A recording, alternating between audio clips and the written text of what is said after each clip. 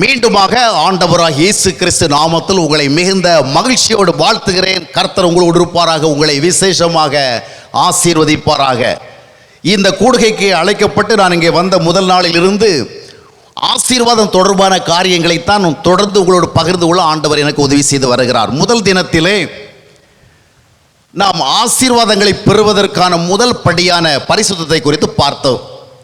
பரிசுத்தத்தை நாம் விரும்புகிறோம், ஆனால் தேடுகிறோமா என்ற கேள்வியை முன்வைத்து, பரிசுத்தம் என்றால் என்ன, பரிசுத்தத்தை நாம் ஏன் உண்மையாக பணம், பொருள், ஆஸ்தி, அந்தஸ்து, பலவிதமான சந்தோஷங்கள் இவைகளை தேடுகிறது போல விரும்பி தேட முடியவில்லை, அதனுடைய காரணம் என்ன என்பதை குறித்து பார்த்தோம்.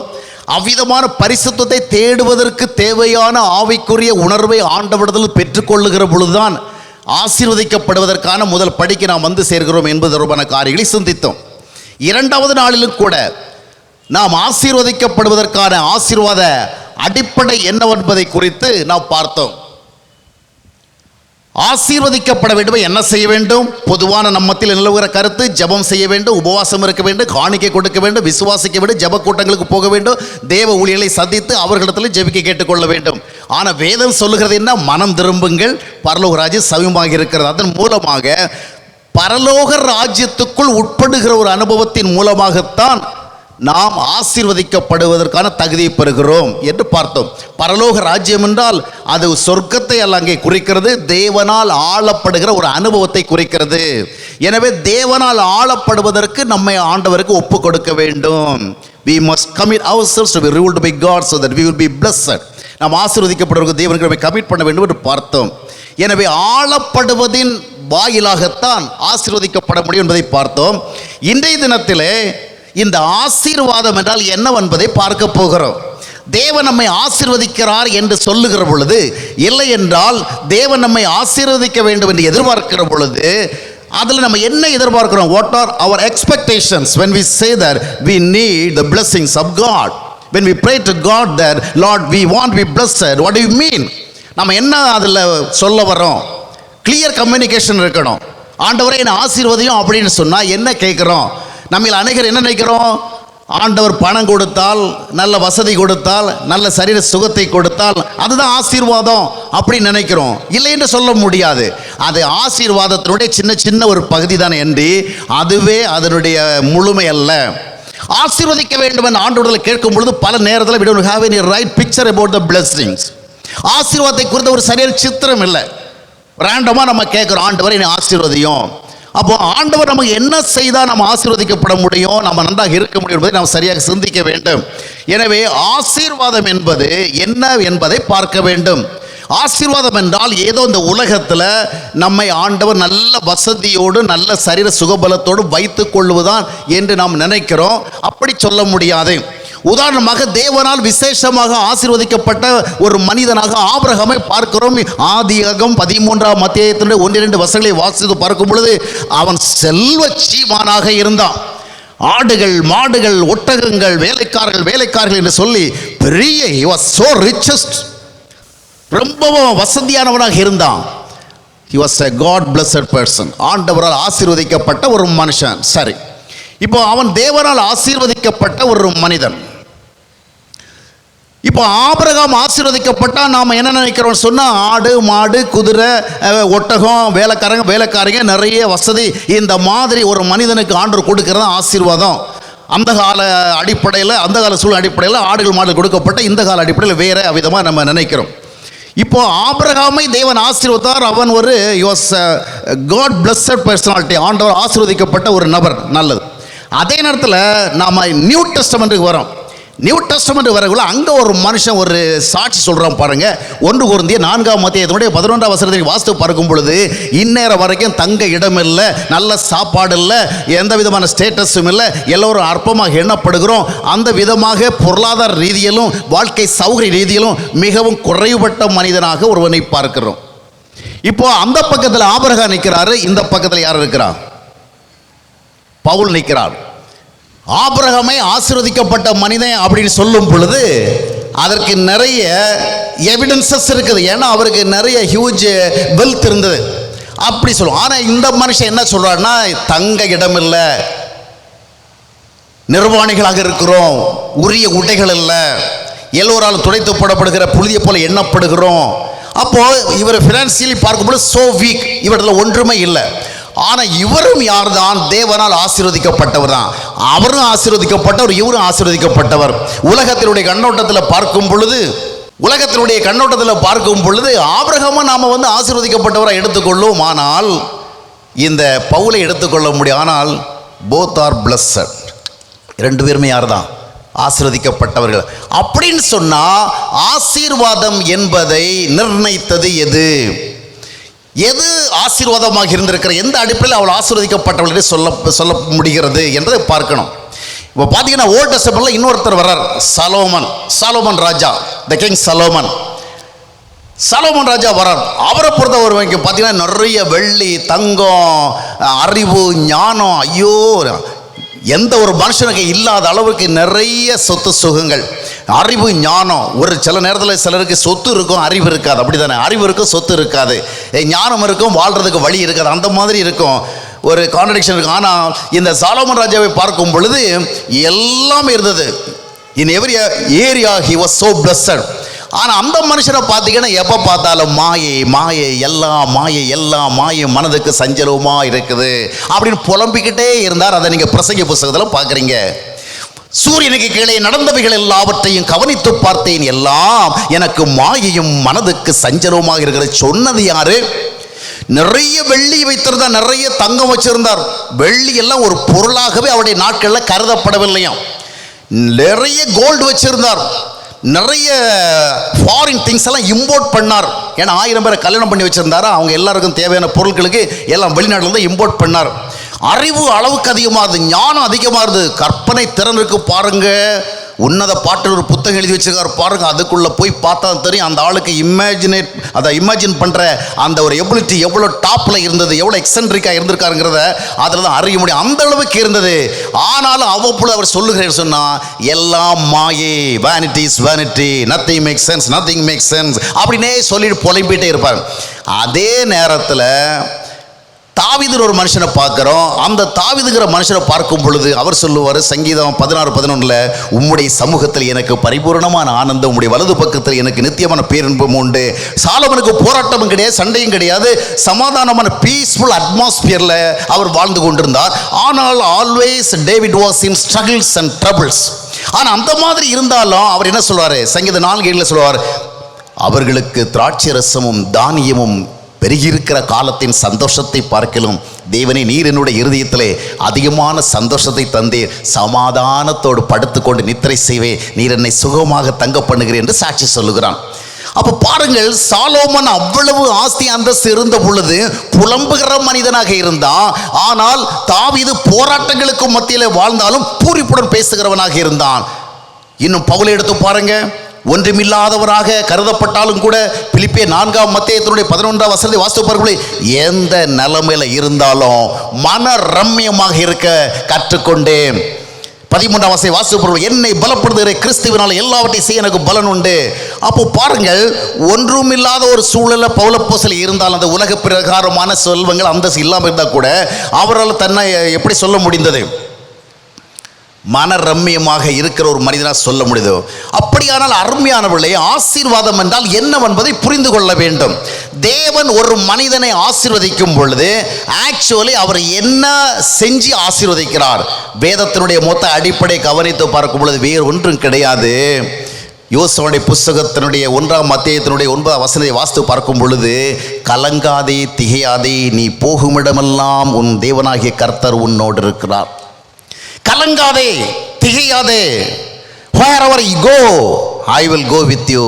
நீ எங்க போனாலும் நான் உன் கூட வருகிறேன். இதுதாங்க blessing, இதுதாங்க blessing.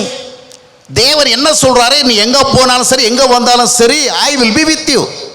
யாத்திரை 3ஆம் அத்தியாயத்தினுடைய 12ஆம் வசனத்தை வாசித்து பார்க்கும் பொழுது, எகிப்துக்கு போகும்படியாக மோசைக்கு ஒரு கட்டளை கொடுக்கப்பட்ட பொழுது, அவருக்கு ஒரு அட்வைஸ் பண்ணப்பட்ட பொழுது அதை ஏற்றுக்கொள்ள he hesitated. அப்போ என்ன சொன்னார் தேவன்? கவலைப்படாதப்பா, பயப்படாத, நான் உனக்கு முன்னால் போவேன், நீ ஒன்றுக்கும் பயப்படாத. பாருங்கள், வேதம் முழுவதும் பார்த்தீங்கன்னு சொன்னால், அது ஆபிரகாமாக இருந்தாலும் சரி, இல்லை என்றால் பிற தேவ மனிதர்களாக இருந்தாலும் சரி, யோசுவாக இருந்தாலும் சரி, இல்லை என்றால் தீர்க்கதரிசிகளாக இருந்தாலும் சரி, ஆண்டவர் சொன்ன முக்கியமான ஒரு வார்த்தை என்னவென்று சொன்னால், நான் உன்னோடு இருப்பேன். கிதியோன் என்பவனை ஒரு முக்கியமான யுத்தத்துக்காக சீரிய தேசத்துக்கு எதிராக அனுப்புகிற பொழுது அவர் என்ன சொன்னார்னா, நான் உன்னோடு இருக்கிறேன், நீ பயப்படாத. அருமையானவர்களே, ஆசீர்வாதம் என்றால் என்னவென்றால், ஆண்டவர் ஏதோ சில நன்மைகளை தருவார், அங்குவல்ல. நன்மைகளை தருகிற ஆண்டவர் நமக்கு கொடுக்கப்படுகிறார். இதைத்தான் யோவான் 3:16 சொல்லுகிறது. தேவன் தம்முடைய ஒரே பேரான குமாரனை நமக்காக தந்தருளி இவ்வளவாய் உலகத்தை அன்பு கூர்ந்தார். நாம என்ன பண்றோம்? ஏதாவது ஒரு நன்மை ஆண்டவர் செய்யணும். பொருளாதார ரீதியாக, சரீர ரீதியாக, வேறு ரீதியாக ஏதாவது something God must do in favour of me. எனக்கு ஏதாவது ஆண்டவர் செய்யணும், அவருடைய கிருபை கிடைக்கும் நாம சொல்றோம். ஆனா பைபிள் என்ன சொல்லுகிறது? தேவன் தம்முடைய ஒரே பேரான குமாரனை நமக்காக தந்தருளி டு தி செக்ஷன் இவ்வளவாய் அன்பு கூர்ந்தார். இதற்கு அப்பால தருகிறதுக்கு ஒண்ணுமே இல்லை. nothing is there. ஒண்ணுமே கிடையாது. முழுமையாக தேவகுமாரன் நமக்கு கொடுக்கப்பட்டு விட்டார். இதுதான் ஆசீர்வாதம். இந்த ஆசீர்வாதம் தான் நமக்கு வேண்டும். இதைத்தான் ஆண்டவர் ஆசீர்வாதமாக, தேவன் தம்முடைய உறவை, தேவன் தம்முடைய ஐக்கியத்தை கொடுத்து தான் நம்மை ஆசீர்வதிக்கின்றார். யோவான் 1:12 வாசித்து பார்க்கும் பொழுது, இயேசு கிறிஸ்துவை விசுவாசியுங்கள், இயேசு கிறிஸ்துவிடத்தில் ஜெபம் பண்ணுங்கள், இயேசு கிறிஸ்துவிடத்தில் மன்றாடுங்கள், இயேசு கிறிஸ்துவை ஆராதியுங்கள் என்று அல்ல சொல்லப்பட்டிருக்கிறது. என்ன சொல்லப்பட்டிருக்கிறது? அவருடைய நாமத்தின் மேல் விசுவாசம் உள்ளவர்களாய், அவருடைய நாமத்தில் விசுவாசம் உள்ள, அவரை ஏற்றுக்கொண்டு அப்படியே பெற்றுக்கொள்ள, those who have received, அவரை பெற்றுக்கொள்ளலாங்க. நம்ம பெற்றுக்கொள்ளலாம். நாம் சர்ச்சில் வந்து அவரை பார்த்துக்கிறது இல்லை, நாமே அவர் என்ன செய்யலாம், நமக்காக பர்சனலாக நமக்கு சொந்தமாக பெற்றுக்கொள்ளலாம். அப்படி பெற்றுக்கொள்ளுகிற பொழுது நமக்கு என்ன நடைபெறுகிறது? There we are given the authority to become God's children. தேவனுடைய பிள்ளைகளாகும்படியான அதிகாரம் கொடுக்கப்படுகிறது. பாருங்கள், இந்த ஆசீர்வாதத்தை நம்ம பிடிச்சிக்கணும். இப்படித்தான் தேவன் நம்மை ஆசீர்வதிக்கிறார். பரிதாபகரமாக வேதாகமம் இவ்விதமாக சொன்னாலும் இன்றைக்கு அநேகர் கர்த்தரை குறித்து அறியாதவர்களும் அறிந்தவர்களும் ஆசீர்வாதம் என்று எண்ணுகிற பொழுது அந்த ஆசீர்வாதத்தை எப்படி தேடுகிறார்கள்? ஏறக்குறைய தவறாக புரிந்து கொள்ளக்கூடாது. ஒரு பிச்சைக்காரன் வந்து நம்முடைய வீட்டு வாசல்னு, ஐயா அம்மா ஏதாவது போடுங்க அப்படி கேட்கறது மாதிரி. மத்தேயு 15:27 வாசிக்கும் பொழுது, இயேசு கிறிஸ்து ஒரு குறிப்பிட்ட இடத்துக்கு போயிருக்கின்ற பொழுது, ஒரு சிறப்பணிக்கர் சொல்லப்படுகிற ஒரு இடத்துக்கு போயிருந்த பொழுது, அங்கே ஒரு ஸ்திரீ வந்து அவரிடத்துல ஒரு ஃபேவர் கேட்டா. அப்போ அவர் சொல்லிட்டா, இல்லைம்மா இப்போ உனக்கு அந்த மாதிரி நன்மை நான் செய்ய முடியாது, பிள்ளைகளுக்குரிய அப்பத்தை எடுத்து நாய்களுக்கு போட முடியாது. உடனே அந்த அம்மா என்ன சொல்லணும்? பரவாயில்லைங்க, பிள்ளைகளுக்குரிய அப்பத்தை எடுத்து நாய்க்கு போடாமல் இருந்தால் கூட பிள்ளைகளுக்கு கொடுக்கப்படுகிற அப்பத்தை பிள்ளைகள் சாப்பிடுகிற பொழுது என்ன செய்யும்? சில துணிக்கைகள் கீழே விழுமுல்ல, அதையா நான் பொறுக்கிக்கலாமே, அதனால் கீழே விழுகிற துணிக்கைகளை பொறுக்கிற ஒரு நாய்க்குட்டியாக என்னை ஏற்றுக்கொண்டு என்னை ஆசீர்வதியும் என்று கேட்டுக்கொண்டார். அந்த விசுவாசத்தை இயேசு கிறிஸ்து பாராட்டினார். அதை நிறைய கிறிஸ்தவங்க பிடிச்சிட்டு என்ன நினைக்கிறாங்கன்னு சொன்னால், நாமும் இந்த விதமாகத்தான் ஆண்டவர் அப்ரோச் பண்ணி ஆசீர்வாதத்தை கேட்கணும். மேசைக்கு கீழே இருக்கிற நாயை போல என்ன செய்யணும்? we must cry out for the mercy of God. கடவுளுடைய இரக்கத்துக்காக கெஞ்சணும். அப்படி இல்லைங்க, பிள்ளைகளுக்குரிய அப்பம். ஆண்டவர் என்ன சொன்னார்? பிள்ளைகளுக்குரியது அப்பம். அப்போ நம்ம நாய்க்குட்டியாக இருக்கிறதல்ல ஆண்டவருடைய விருப்பம், பிள்ளையாக இருப்பது, பிள்ளைக்குரிய அப்பம், ஒரு இரக்கத்தின் ஆசீர்வாதம் அல்ல. இப்போ பார்த்தீங்கன்னு சொன்னால், ஏதோ ஒரு பையன் உங்கள் வீட்டுக்கு வரான், ரொம்ப எளிய நிலைமையில் இருக்கிறான், அப்பா அம்மா இல்லை, அனாதையாக இருக்கிறான், அவனுக்கு நல்ல சாப்பாடு இல்லை, நல்ல ட்ரெஸ் இல்லை, எஜுகேஷனுக்கு ஒன்றும் வசதி கிடையாது. அவன் உங்கள் வீட்டுக்கு வந்து, ஐயா ஏதாவது கொடுங்க, சாப்பிட்றதுக்கு ஒன்றுமே இல்லை, நல்ல உடை இல்லை, அந்த மாதிரி அவன் பரிதாபகரமாக நம்ம இடத்துல வந்து கெஞ்சிக்கிற பொழுது நாம் என்ன செய்வோம்? we will be moved with compassion. நமக்கு ஒரு மனதுருக்கம் வந்துடும். வந்தவுடனே என்ன பண்ணுறோம்? வா தம்பி, இந்தா சாப்பிடு போ, இந்த காசை வச்சுக்கோ, இந்த காசுக்கு ஒரு நல்ல சட்டை வாங்கி போடு அப்படின்னு சொல்லுவோம். ஏன்னா அவன் அந்த விதமான ஒரு பரிதபிக்கத்தக்க நிலைமையில் வந்து கெஞ்சினதுனால நம்ம என்ன செய்கிறோம்? பிகாஸ் ஆஃப் மர்சி, ஒரு இரக்கத்தினால அவனுக்கு செய்வோம். இது ஒரு நல்ல செயல் தான், நல்ல செயல் தான். நம்ம அவன் கெஞ்சினதுனால, அவன் தன்னை தாழ்த்தி கொண்டு கெஞ்சினால அவனுக்கு கொஞ்சம் பெனிஃபிட் கிடைச்சது. ஆனாலும் இந்த மனிதன் அவனுக்கு கொடுத்தது கொஞ்சம் காசு, ஒருவேளை சாப்பாட்டுக்கு, இல்லைன்னா 2 வேளை சாப்பாட்டுக்கு, இல்லைன்னா கொஞ்சம் காசு ஒரு சட்டை வாங்குறதுக்கு. ஆனால் அதே நேரத்தில் அந்த மனுஷன் அவன் பிள்ளைக்கு என்னென்ன செய்வான் சொல்லுங்க? கொஞ்ச ஒரு வேளை 2 வேளை சாப்பாடா, இல்லை ஒரு சட்டை 2 சட்டையா, அவன் தன்னுடைய மகனுக்கு யோசி சட்டை வாங்கி கொடுப்பான், பார்த்து சாப்பிட்றதுக்கு என்ன செய்வான், சாப்பாடு வாங்கி கொடுப்பான், எந்த ஸ்கூலில் சேர்க்கணும், எந்த காலேஜில் சேர்க்கணும், எந்த விதமாக அவனை ஒரு ஹை லெவலுக்கு கொண்டு வரணும் அப்படின்னு பிளான் பண்ணி அவன் மேலே ஒரு விஷனை வச்சு எவ்வளோ காரியம் செய்வான். இதில் எந்த பையனாக இருக்க நீங்கள் விரும்புகிறீங்க? இதில் எந்த பையனாக இருக்க நீங்கள் விரும்புகிறீங்க? ஒரு பையன் வந்து கெஞ்சினான், ஜஸ்ட் லைக் எ பெகர், எனக்கு ஏதாவது செய்யுங்க. ஆனால் இன்னொருவனுக்கு எல்லாமே என்ன செய்கிறது, அது பாட்டில் வந்துட்டே இருக்கு. இரண்டு கடையில் வித்தியாசம் என்ன சொன்னால், அந்த பையன் இரக்கத்தை தேடி வந்த பையன், இந்த பையன் அவருடைய உறவுக்குள் இருக்கிற பையன், அவருடைய சொந்த மகன். ஆண்டவர் இரக்கத்திற்காக கெஞ்சுவதற்கு நம்மை அழைக்கவில்லை, கிருபையின் ஆசீர்வாதத்தை அனுபவிக்க அழைக்கிறார். நாம் இரக்கத்திற்காக கெஞ்சுகிற பரிதபிக்க நிலைமையில் தான் நம்ம இருந்தோம். ரோமர் 3:23 பார்க்கும் பொழுது எல்லாரும் பாவம் செய்து, all have sinned and fall short of the glory of God, எல்லாரும் பாவம் செஞ்சு தேவ மகிமை இழந்து தேவனுக்கு பக்கத்தில் வர முடியாத நிலைமையெல்லாம் இருந்தோம். that's true. ஆனால் ஆண்டவர் என்ன செய்தார்? because of his grace, அவருடைய கிருபையினால நம்மை அவர் இந்த நிலைமையில் இருந்த நம்மை பிள்ளைகளாக அழைத்தார். we have been exalted. அப்போ ஆண்டவருடைய எதிர்பார்ப்பு என்னவென்றால், ஒரு பிச்சைக்காரனை போல நின்று கொண்டு அவருடைய இரக்கத்திற்கு கெஞ்சுவதில்லை, ஒரு பிள்ளையை போல நின்று கொண்டு அவருடைய ஆசீர்வாதங்களை அனுபவிப்பது. இதைத்தான் கலாத்தியர் 4:7 வாசிக்கிறோம். பிள்ளைகளானால் நீங்கள் சுதந்திரமாமே. No longer you are slave. நீங்க என்ன அடிமைகள் கிடையாது, யூ ஆர் சில்ட்ரன். பிள்ளைகள்னா நீங்க யாரு? சுதந்திரவாளிகள். அதைத்தான் ரோமர் 8:17 if you are the children of God also you are the heads of God, நீங்கள் பிள்ளைகளான சுதந்திரமாமே. இப்போ எந்த ஆசீர்வாதம் வேணும்? பிச்சைக்காரர்களை போல் ஐயா சாமி உதவி செய்யுங்க, ஒருவேளை சாப்பாட்டுக்கு உதவி செய்யுங்க, ஏதோ ஒரு வாழ்க்கையை கொஞ்சம் சப்போர்ட் பண்ணுங்க அப்படி கெஞ்சுகிறது இல்லை. அந்த மாதிரிப்பட்ட கெஞ்சுகிற ஆசீர்வாதத்தை ஆண்டவர் நமக்கு தர விரும்பல, பிள்ளைக்குரிய ஆசீர்வாதம் தர விரும்ப. என்றால் அதற்காகத்தான் ஆண்டவராக இயேசு கிறிஸ்து இந்த பூமிக்கு வந்து தம்முடைய இரத்தத்தை சிந்தி ஜீவனை கொடுத்து நம்மை தேவனுடைய பிள்ளைகளாக மாறுவதற்கான எல்லா காரியங்களையும் செய்தார். அல்லேலூயா. இப்போ நம்முடைய கிறிஸ்தவ நிலைமைகள் எந்த விதமாக இருக்கிறது? நாம் தேவ ஊழியர்களிடத்திலே சென்று கெஞ்சுகின்ற நிலைமையாக இருக்கின்றது. ஐயா எனக்காக ஜெபம் பண்ணுங்க, என் குடும்பத்துக்காக ஜெபம் பண்ணுங்க, என் தொழிலுக்காக ஜெபம் பண்ணுங்க. ஜெபம் பண்ண கேட்கறது ஒன்றும் தப்பு கிடையாது, நான் தவறுங்கிற அர்த்தத்தில் பேசலை. we can share our things. நம்ம வந்து நம்முடைய நிலைமைகளை மற்றவர்களை சொல்லி எனக்காக ஜெபம் பண்ணுன்னு கேட்கலாம். அது ஒரு ஃபெல்லோஷிப் ஷேரிங்.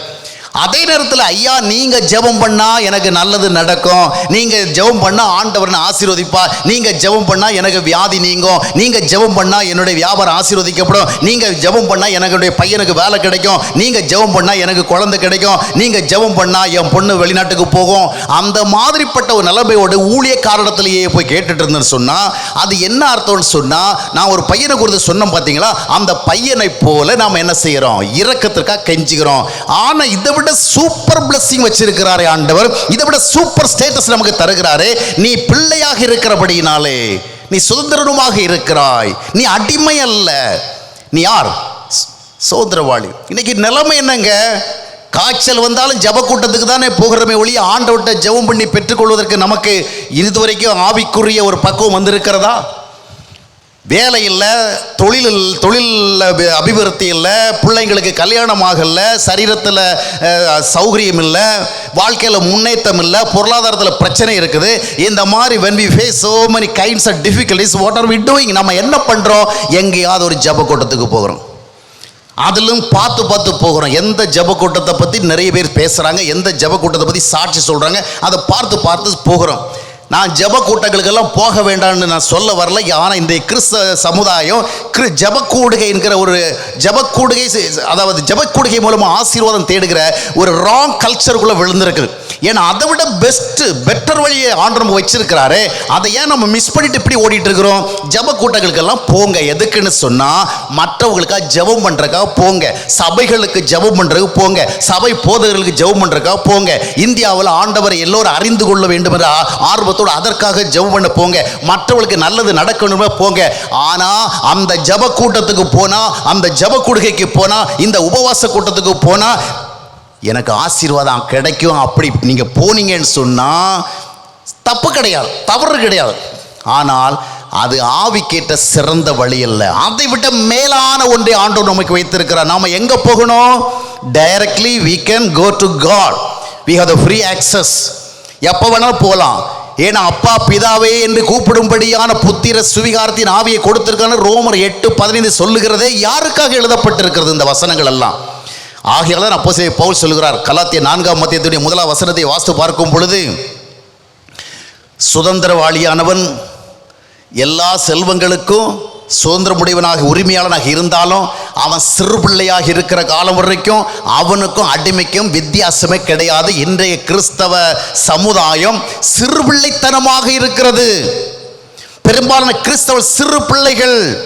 அவர்கள் அறிய வேண்டிய விதமாக ஆண்டவரை அறியவில்லை, தேட வேண்டிய விதமாக தேவனை தேடவில்லை. சிறு பிள்ளைகளைப் போல இருக்கிறார்கள். சிறு பிள்ளைகளாக இருக்கிற காலம் வரைக்கும் நமக்கு எவ்வளவுதான் சுதந்திரம் இருந்தாலும் அதை நாம் அறிந்து கொள்ள முடியாது. அருமையானவர்களே, பிச்சைக்காரர்களைப் போல கெஞ்சுகிறதுக்கல்ல, ஊழியக்காரங்களை கெஞ்சிட்டு இருக்கிறதுக்கல்ல, ஜப கூட்டத்தில் போய் கெஞ்சுகிறதல்ல, நீங்கள் பிள்ளைகளைப் போல உரிமையோடு என்ன செய்யலாம்? அப்பா பிதாவே என்று கூப்பிடலாம்.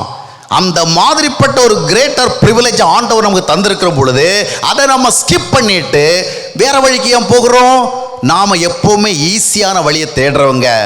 இந்த இயேசுநாதரை ஏற்றுக்கொண்டு மனம் திரும்பி ரட்சிக்கப்பட்டு பரிசுத்த ஆவியை பெற்று வழி நடத்தப்பட்டு வேதாகம வசனங்களை வாசித்து அந்த வசனங்கள்படி வாழ்ந்து ஆண்டவருடைய ஐக்கியத்தை தேடி ஆண்டவருடைய உறவில் வாழ்ந்து இந்த மாதிரி நிறைய சமாச்சாரங்கள் செய்கிறத விட இதெல்லாம் நமக்கு சரிப்பட்டு வராது. நம்ம எங்கே போயிடுவோம்? ஏதாவது ஒரு ஜப கூட்டத்துக்கு போயிடுவோம். எனவே இன்றைக்கு ஜப கூட்டங்கள் நம்மை கவர்ந்து இழுக்கிறது. ஜப கூட்ட தலைவர்கள் நம்மை கவர்ந்து இழுக்கிறார்கள்.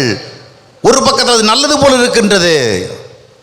ஆண்டவரை அறியாதவர்கள், இன்னும் இயேசு கிறிஸ்துவை குறித்து தெரியாதவர்கள், தேவனுக்கு நாம் பிள்ளைகளாவதற்கு தேவன் ஏற்படுத்தி இருக்கிறதான அந்த ஏற்பாட்டை தெரியாத புதியவர்கள் ஜப கூட்டங்களுக்கு போய் அங்கே போய் அந்த ஜப கூட்டத்தை நடத்துகிறவர்களிடத்தில் ஆசீர்வாதத்தை எதிர்பார்க்கலாம். அங்கு போய் தங்களுடைய கோரிக்கைகளை சொல்லி ஜெபிக்கலாம். அது நல்ல சரியானது.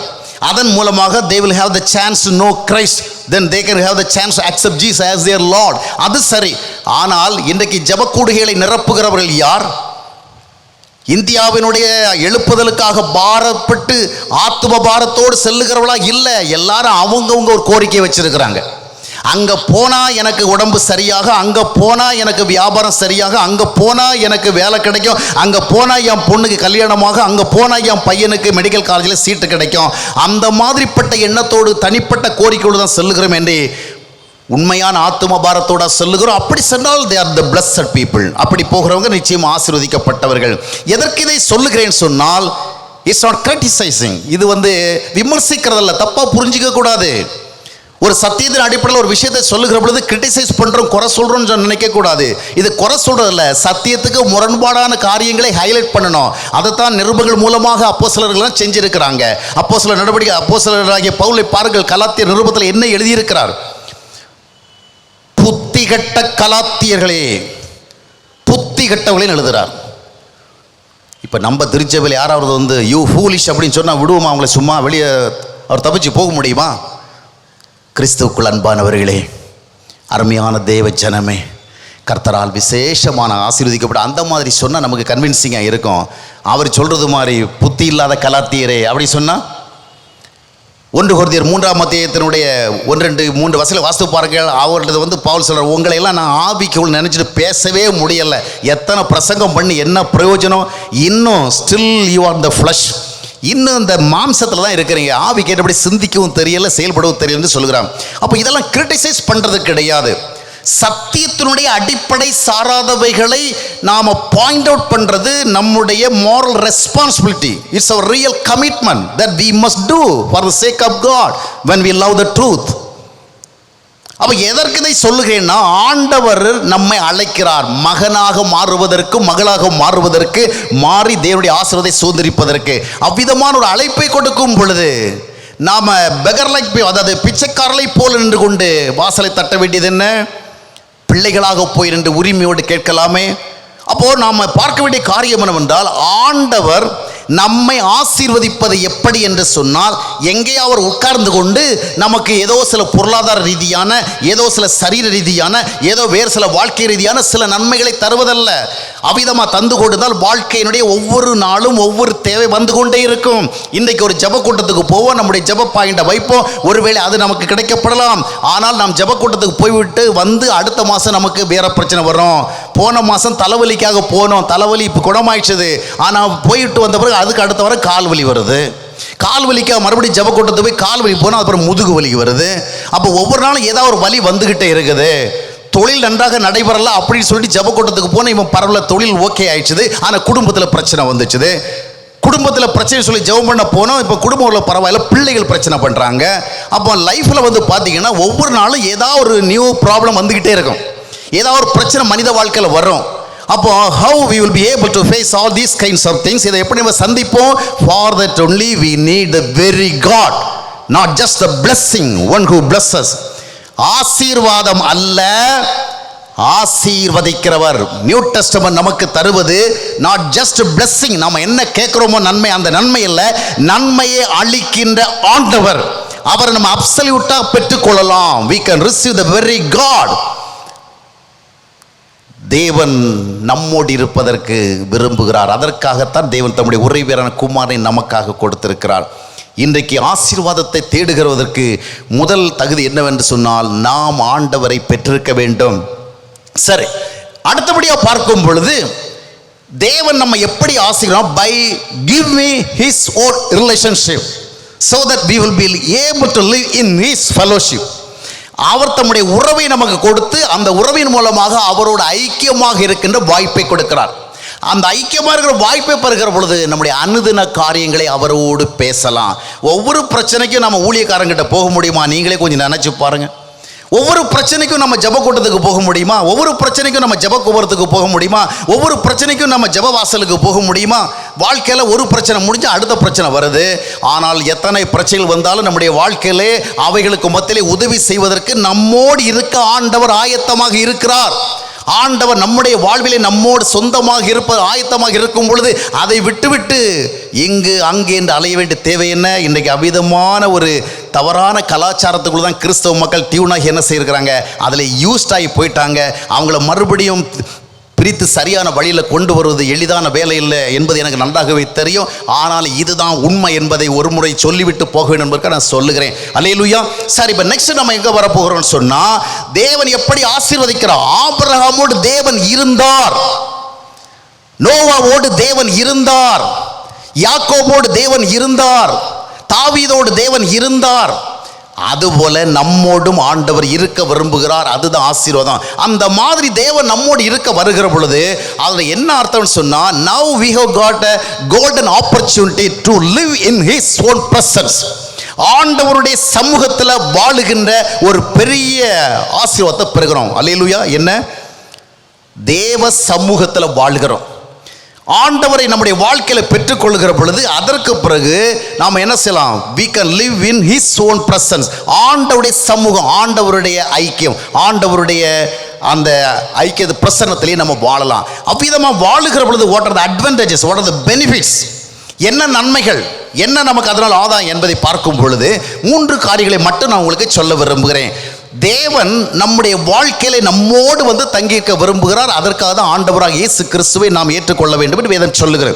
அவ்விதமாக ஏற்றுக்கொள்ளுகிற பொழுது நமக்கு நடக்கிற நன்மையான காரியம் என்னவென்றால், தேவ பிரசன்னத்திலே வாழுகிறோம். இன்னைக்கு நம்ம திருச்சபைக்கு போனாதான் பிரசன்ஸ் நினைக்கிறோம், ஜப கூட்டத்துக்கு போனாதான் பிரசன்ஸ் நினைக்கிறோம். அதிலும் நிறைய பேர் திருச்சபைக்கு போன பிரசன்ஸே கிடைக்க மாட்டேங்குது, அங்கே போன தேவ சமூகத்தை உணர முடிய மாட்டேங்குது அப்படின்னு சொல்லிட்டு நிறைய வேற ஜப கூட்டங்களுக்கு போக வேண்டியதான நிலைமையை சொல்றாங்க. அங்கே போனால் நல்ல பிரசன்ஸ் இருக்குது, இந்த கூட்டத்துக்கு போனால் பிரசன்ஸ் இருக்குது, இந்த உபவாச கூட்டத்துக்கு பிரசன்ஸ் இருக்குது. சிலர் சொல்லுவாங்க பாருங்க, ஐயோ 3 நாட்கள் அந்த கூட்டத்தில் போய் கலந்து கொண்டேன், எப்படி இருந்தது? ஹெவனில் இருக்கிறது மாதிரி இருந்தது. ஹெவனில் இருக்கிற மாதிரி தான் அங்கே இருந்துக்க வேண்டியது தானே. அப்படியே ரிட்டர்ன் வந்தால் இங்கே என்ன ஆகுது? எல்லாம் மாறிடும். ஜப கூட்டத்தில் போனால் சொர்க்கம், வீட்டில் வந்தால் நரகம். இதுவா கிறிஸ்துவன் சொல்லுது? உன்னுடைய வீடல்லவா ஹெவனாக மாறணும்? ஜப கூட்டத்தில் நடக்கிற இடம் ஹெவனாக மாறி என்ன பிரயோஜனம்? அதில் 2 நாள் குளிர் காயலாம், 3 நாள் குளிர் காயலாம். அதுக்கு பிறகு நம்ம மறுபடியும் we have to come back to our family இல்லையா? ஃபேமிலி அட்மாஸ்பியரில் வந்தாங்கணும், அங்கே பலதரப்பட்ட பிரச்சனை சந்தித்தாகணும். அப்போ really where we want to have the heavenly experience in our own home இல்லையா? இந்த மிட்ஸ் ஆஃப் ஒரு ஃபேமிலி, நம்முடைய ஃபேமிலிக்கு நடுவில் வேணும். அதனால தான் ஆண்டவர் சொல்கிறாரு, நான் உன்னோட வருகிறேன், கலங்காதே திகையாதே, நீ போகுமிடமெல்லாம் உன் தேவனாகிய கர்த்தர் உன்னோடு இருக்கிறார் என்று மோசேயினுடைய அசிஸ்டராகிய யோசுவாவுக்கு சொன்னதை நாம் பார்க்கிறோம். அருமையானவர்களே, தேவன் நம்மோடு இருக்கும் பொழுது முதலாவது தேவ பிரசன்னத்தில் வாழுகிறோம். தேவ பிரசன்னத்தில் வாழுகிற பொழுது முதலாவது நடைபெறுகிற ஒரு விஷயம் என்ன சொன்னால், தேவ பிரசன்னத்தில் வாழுகிற மனிதன் தன்னுடைய வாழ்க்கையிலே எந்த சவால்கள் வந்தாலும் சரி, எந்த பிரச்சனைகள் வந்தாலும் அவன் அவைகளை எதிர்கொள்ள ஏண்டவனாக இருக்கிறான். இந்த உலகத்திலே நாம் வாழ்கிற காலம் வரைக்கும் ஆண்டவர் சொன்னார் யோவான் 16:33, in this world you will have tribulation but be of good cheer, I have overcome this world. இந்த உலகத்தில் உனக்கு உபத்திரம் உண்டு, இந்த உலகத்தில் உனக்கு நெருக்கடி உண்டு, இந்த உலகத்தில் உனக்கு சோதனை உண்டு, ஆனால் do not fear about that, நான் உன்னோட இருப்பேன். அப்போ வாழ்க்கையில் தேவ பிரசன்னத்தில் இருக்கும் பொழுது வாழ்க்கையில் வர எந்த சவாலையும் நம்ம என்ன செய்யறோம், சந்திக்க ஏண்டவளாக மாறுகிறோம். இப்போ நமக்கு சிலர் உதவியாக இருக்கலாம். உதாரணமாக நாகர்கோயிலில் நம்ம இருக்கிறோம், நாகர்கோயிலில் நம்முடைய ரெசிடென்ஸ் இருக்குது, நாம் இந்த ஏரியாவில் வாழ்கிறோம். இப்போ வாழ்கிறப்ப நமக்கு நிறைய பாடி கார்ட்ஸ் எல்லாம் இருக்கிறாங்க, நிறைய பேர் நம்மை சூழ்ந்திருக்கிறாங்க. நமக்கு ஒரு அப் அண்ட் டவுன்னா உடனே வந்து அட்டன் பண்ணுவாங்க. யாராவது நம்மை குறித்து ஏதாவது எதிராக செய்ய வராங்கன்னு சொன்னால் உடனே அவங்க என்ன பண்ணுவாங்க, அதை ஃபைண்ட் அவுட் பண்ணி நம்மளை காவந்து பண்ணுவாங்க. அந்த மாதிரி நாகர்கோவிலில் இருக்கிற வேளையில் we are well protected. நமக்கு நிறைய ஃப்ரெண்ட்ஸ் இருக்கிறாங்க, நம்ம நல்ல வசதியில் இருக்கிறோம், நல்ல லெவலில் இருக்கிறோம். அதனால் நமக்கு ஏதாவது ஒரு நல்லது கெட்டால் துணி இருக்க ஆட்கள் இருக்கிறாங்க. ஆனால் இங்கே நமக்கு பாதுகாப்பு இருக்குது. ஏன்னா we are in the presence of our own friends, our own body guards. ஆனால் நாம் திருநெல்வேலிக்கு போனால், நாம் தூத்துக்குடிக்கு போனால், நம்ம எல்லா ஊர்லேயும் அதே மாதிரி ஆட்களை பெற முடியுமா? முடியாது. நம்ம சென்னைக்கு போனால், இல்லை இந்த இடத்துல இன்னொரு மாநிலத்துக்கு போனால் what will happen? அங்கே இந்த நண்பர்களுடைய சமூகம் கூட வர முடியாது, இந்த உறவினருடைய சமூகம் கூட வர முடியாது, இந்த சபையாருடைய சமூகம் கூட வராது. இங்கே நம்மோடு இருந்தவள அங்கே வரமாட்டாங்க. ஒரே ஒரு பிரசனம் தான் நம்ம எங்கே போனாலும் வரும். அது என்ன? நீ போகும் இடமெல்லாம் உன் தேவனாகிய கர்த்தர் உன்னோட வருகிறார். நான் எந்த ஊருக்கு போனாலும் சரி, எந்த இடத்துல இருந்தாலும் சரி, அந்த இடத்தில் ஆண்டவர் சொல்லுவார், நான் உன்னோடு இருக்கிறேன், பயப்படாதே. கொரிந்தின்கிற இடத்துல போயிட்டு பவுல் வந்து நிறைய பிரச்சனைகளை சந்திச்ச வேளை என்ன பார்க்குறோம், பவுலால் முடியல, தாக்கு பிடிக்க முடியல, எல்லாம் எதிர்த்து வர்றாங்க. ஒரு தரம் அவருக்கு ஃபேவரபுளாக இல்லை, சப்போர்ட் பண்ணுறதுக்கு இல்லை, அப்ஹோல்ட் பண்ணுறதுக்கு இல்லை. அந்த மாதிரிப்பட்ட ஒரு ட்ரபிள்டு சிச்சுவேஷனில் அவர் முடிவுக்கு வர நம்ம அந்த ஊரில் ஊழியம் செய்ய முடியாது, அதனால் இந்த இடத்த விட்டு போயிடுவோம், let me go somewhere else, இங்கே வேற எங்கேயா போயிடுவோம் அப்படின்னு முடிப்படான். ஆனால் தேவன் ஆண்டவர் அவனுக்கு இரவில் தோன்றி, பவுலே பயப்படாதே, நான் உன்னோடு இருக்கிறேன், நீ எங்கே இருந்தாலும் அங்கே நான் இருக்கிறேன். இதுதாங்க வேணும். அல்லேலூயா. வாழ்க்கையினுடைய எல்லா சூழல்களிலும் நம்மை நண்பர்கள் தாங்க மாட்டார்கள், வாழ்க்கையினுடைய எல்லா நிலைமையிலும் உறவினர்கள் தாங்க மாட்டார்கள், வாழ்க்கையினுடைய எல்லா சூழலையும் நம்முடைய உடன்பிறப்புகள் தாங்க மாட்டார்கள். நம்முடைய வாழ்க்கையிலே சில சூழல் வருகிற பொழுது அந்த சூழ்நிலைகள் தருகிற நெருக்கடிகளை சந்திப்பதற்கு நமக்கு தேவனுடைய பிரசன்னம் தான் வேணும். All that we need is a presence of God. ஆண்டவருடைய பிரசன்னம் தான் நமக்கு வேணும். பாருங்கள், கோலியாத் வருகிற பொழுது அங்கே சவுலுங்க ஒரு ராஜாவே இருக்கிறான். இந்த ராஜாவுக்கு அவ்வளோ பெரிய சேனை இருக்குது, பெரிய ஸ்ட்ராங் மிலிட்டரி இருக்குது, நிறைய வாரியர்ஸ் இருக்கிறாங்க, நிறைய பேட்டில் ஃபீல்டர்ஸ் சந்தித்த ஏபிளஸ்டு பிரேவ் பீப்புள் எல்லாம் இருக்கிற நல்ல வீரர்கள் எல்லாம் இருக்கிறாங்க. ஆனால் அப்போ கூட என்ன நடக்கிறது? 1 சாமுவேல் 17:12 வாஸ்து பார்க்கும் பொழுது சவுலோ கலங்கினான், பயந்தான், அவனோட இருக்கிறவங்க பயந்தார்கள். ஆனால் ஒரு தாவீது மட்டும் என்ன சொல்லணும், அதே சாப்டர்ல 17ஆம் அத்தியாயத்தினுடைய 32ஆம் வசனத்தை வாஸ்து பார்க்கும் பொழுது, இந்த கோலியாத்துக்காக ஒருவரும் கலங்க வேண்டிய தேவையில்லை, don't be afraid because of this person, இவனுக்கு பயப்படாதீங்க, அவன் ஜெயிண்டா இருக்கட்டும், அரக்கனா இருக்கட்டும், அதை பற்றி எல்லாம் டசன் கேர், ஒன்றும் பிரச்சனை இல்லை, நான் I will go and also I will face him because I am with my God. என் தேவனோடு நான் இருந்த பொழுது சிங்கத்தை வீழ்த்தினவன், என் தேவனோடு இருந்த பொழுது நான் கரடியை வீழ்த்தினவன், அதுபோல இந்த சவாலை சந்திப்பேன். வாழ்க்கையில் தேவ உறவு இருக்கும் பொழுது எந்த நிலையில் இருந்தாலும் சரி, எந்த ஊரில் இருந்தாலும் சரி, எந்த விதமான வாழ்க்கை சிச்சுவேஷனில் இருந்தாலும் சரி, அந்த நிலைமையிலே நாம் சந்திக்க நேடுகிற பிரச்சனைகளை ஆண்டவர் நமக்கு சந்திக்க உதவி செய்வார். ஆபிரகாமுடைய வாழ்க்கையை பார்க்கிறோம். நம்ம எப்போவுமே ஆபிரகாம் ஆசீர்வதிக்கப்பட்டு தான் பார்த்துருக்குறோம். ஆனால் ஆபிரகாமுடைய வாழ்க்கையை நீங்கள் பார்த்தீங்கன்னா அந்த 12ஆம் சாப்டர்லேருந்து தொடர்ந்து நீங்கள் படிச்சுட்டே வருகிறீங்களோ, ஒவ்வொரு சாப்டர்லையும் ஆபிரகாமுக்கு சில பிரச்சனைகள் உண்டு. கானானுக்கு வந்த உடனே பெரிய பஞ்சம் வந்தது. அதனால் எகிப்துக்கு போக வேண்டிய தேவை ஏற்பட்டது. எகிப்துக்கு போனால் அங்கே தன்னுடைய மனைவியையே அரசனுக்கு தாரை வார்க்க வேண்டிய ஒரு கட்டாய சூழ்நிலை உருவானது. ஆனால் அங்கெல்லாம் ஆண்டவர் வந்து அவனை விடுவித்தார்.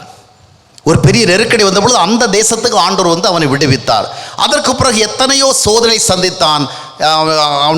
ஆகார் என்பவளை திருமணம் செய்யும்படி அவருடைய மனைவி கட்டாயப்படுத்துகிறாள். அதனுடைய விளைவான திருமணம் செய்தான் பிரச்சனை வந்தது. அவளுக்கு குழந்தை பிறந்தது, பிரச்சனை வந்தது. அவன் வளர்ந்த பொழுது பிரச்சனை வந்தது. அவ்வப்பொழுது பிரச்சனைகளை சந்தித்து கொண்டே இருந்தான். அது போதாது, அக்கம் பக்கத்தில் இருக்கிற நாட்டு ராஜாக்களோட சண்டையிட வேண்டிய நெருக்கடி வந்தது. அவனோடு இருந்து நல்ல ஐக்கியம் கொடுத்து வந்த அந்த லோத்துடைய ஐக்கியத்தை இழக்க நேர்ந்தது. இந்த விதமாக பல விதங்களிலே பல நிலைகளிலே பாதிக்கப்பட்ட ஒரு மனிதனாக அவன் இருந்தான். ஆனால் இவள் எல்லாவற்றுக்கும் மத்தியிலும் ஆண்டவர் அவனுக்கு துணை நின்றார். அல்லேலூயா. இதுதாங்க பிளஸ்ஸிங். நமக்கு வல்லமை உள்ள ஊழியக்காரர்களுடைய வரங்களின் விளைவான ஆசீர்வாதம் அல்ல தேவை. நமக்கு தேவ பிரசன்னத்தின் ஆசீர்வாதம் தேவை, தேவ உறவின் ஆசீர்வாதம் தேவை. அந்த தேவ நம்மோடு இருந்தா எந்த சூழ்நிலைக்கும் பயப்பட மாட்டோம். இவரை நம்பி எந்த சூழ்நிலையும் சந்திக்கலாம். தாவீது சொன்னா, சிங்கம் வந்தது, கரடி வந்தது, இப்ப இவன் வந்திருக்கிறான். எது வந்தா என்ன வருகிறது என்பது மேட்டர் கிடையாது. யார் எங்கூட இருக்கிறா அதுதான் மேட்டர். ஒரு காலகட்டத்தில் பார்த்தீங்கன்னு சொன்னால் 2 நாளாகமம் புஸ்தகத்தினுடைய 5 அத்தியாயத்தை நீங்கள் வாசித்து பார்க்கும் பொழுது, 6வது அத்தியாயத்தை வாசித்து பார்க்கும் பொழுது அங்கே நம்ம பார்க்கிறோம் ஒரு பெரிய சீரிய ஆர்மி வருகிறது இந்த எலிசாவுக்கு எதிராக. அவனுடைய வேலைக்காரன் அதையெல்லாம் பார்த்துட்டு பெரிய ஆர்மி, ரதங்களும் குதிரைகளும் அங்கும் ஓடிக்கிட்டே இருக்குது. அந்த 6வது சூழ்நிலை பார்த்து he was much trembled, he was so afraid. பயந்துட்டு ஓடி வருகிறான். ஐயா, what are you going to do? நம்ம என்ன பண்ண போறோம்? பெரிய ஆர்மி வந்திருக்கு. நாம ஒரு சாதாரணமான ஆட்கள், பெரிய ஒரு நாட்டினுடைய ஆர்மி வந்திருக்குது. what are you going to do? நீ என்ன பண்ண போற? அவர் என்ன பண்ணார் தெரியுமா? ஒன்றுக்கும் பயப்படலை. அப்படியே வந்து ஆண்டோட ஜெபம் பண்ணார். எதுக்கு ஜெபம் பண்ணார் தெரியுமா? ஆண்டவரே, இவ்வளோ பெரிதான ஒரு சேனை வந்திருக்கிறது, என்னை பாதுகாத்து கொள்ளும் என்றல்ல, இவ்வளோ பெரிதான சேனை வந்திருக்கிறதுக்கு மத்தியில் என்னுடைய வேலைக்காரனுடைய கண்களை திறந்தரலும். எதற்கென்னு சொன்னால், என்னோடு நீர் இருப்பதையும் இந்த ஆர்மியை விட பெரிய ஆர்மி எனக்கு நீர் ஆதரவாக வைத்திருக்கிறது லெட் ஹிம் see, அவன் பார்க்கட்டும். இதுதாங்க நம்பிக்கை. நாம் தேவனோடு இருந்தால் தேவன் நம்மோடு இருப்பார். சங்கீதம் 118:6 என்ன சொல்லுகிறது? கர்த்தர் நம் பட்சத்தில் இருக்கும் பொழுது மனுஷன் நமக்கு என்ன செய்வான்? எதிர்ப்புகள் வரட்டும், பிரச்சனைகள் வரட்டும், நெருக்கடிகள் வரட்டும், பொருளாதார போராட்டங்கள் வரட்டும், என்ன விதமான போராட்டங்கள் வந்தாலும் ஆண்டவரால் சந்திக்க முடியாத போராட்டம் ஒன்றுமே கிடையாது. ஆண்டவரால் தீர்வு காண முடியாத பிரச்சனை ஒன்றுமே இல்லை. எனவே நீங்கள் எதற்கும் பயப்பட தேவையில்லை. நீங்கள் சிந்திக்க வேண்டியதெல்லாம் நாம் ஆண்டவரோடு இருக்கிறோமா, கர்த்தரை பெற்றுக்கொண்டோமா, கர்த்தரை நம்முடைய வாழ்விலை பெற்றுக்கொள்வதற்கு அவர் கொடுத்த அந்த வாய்ப்பை பயன்படுத்தி கொண்டோமா, எந்த பிரச்சனையும் நாம் கடந்து செல்லலாம். பிரச்சனை என்பது நமக்கு தான் பெருசே ஒழிய தேவனுக்கு பெருசு கிடையாது. ஆனால் நம்ம சவுலை போல இருப்போம் என்று சொன்னால், சவுல் தேவ பிரசன்னத்தை இழந்த ஒரு மனுஷன், தேவ ஐக்கியத்தில் வாழுகிற வாய்ப்பை தன்னுடைய மதியினத்தினால் இழந்த ஒரு மனுஷன், தேவ உறவுடன் வாழ்வதற்கும் தேவ ஆதரவை பெறுவதற்கும் அவனுக்கு கிடைக்கப்பட்ட வாய்ப்புகளை அவன் வீணாக்கி விட்டான். அதனுடைய விளைவாக கோலியாத் இருக்கிற ஒரு பெரிய சவால் வந்த பொழுது அவன் பயந்து கலங்கினான்.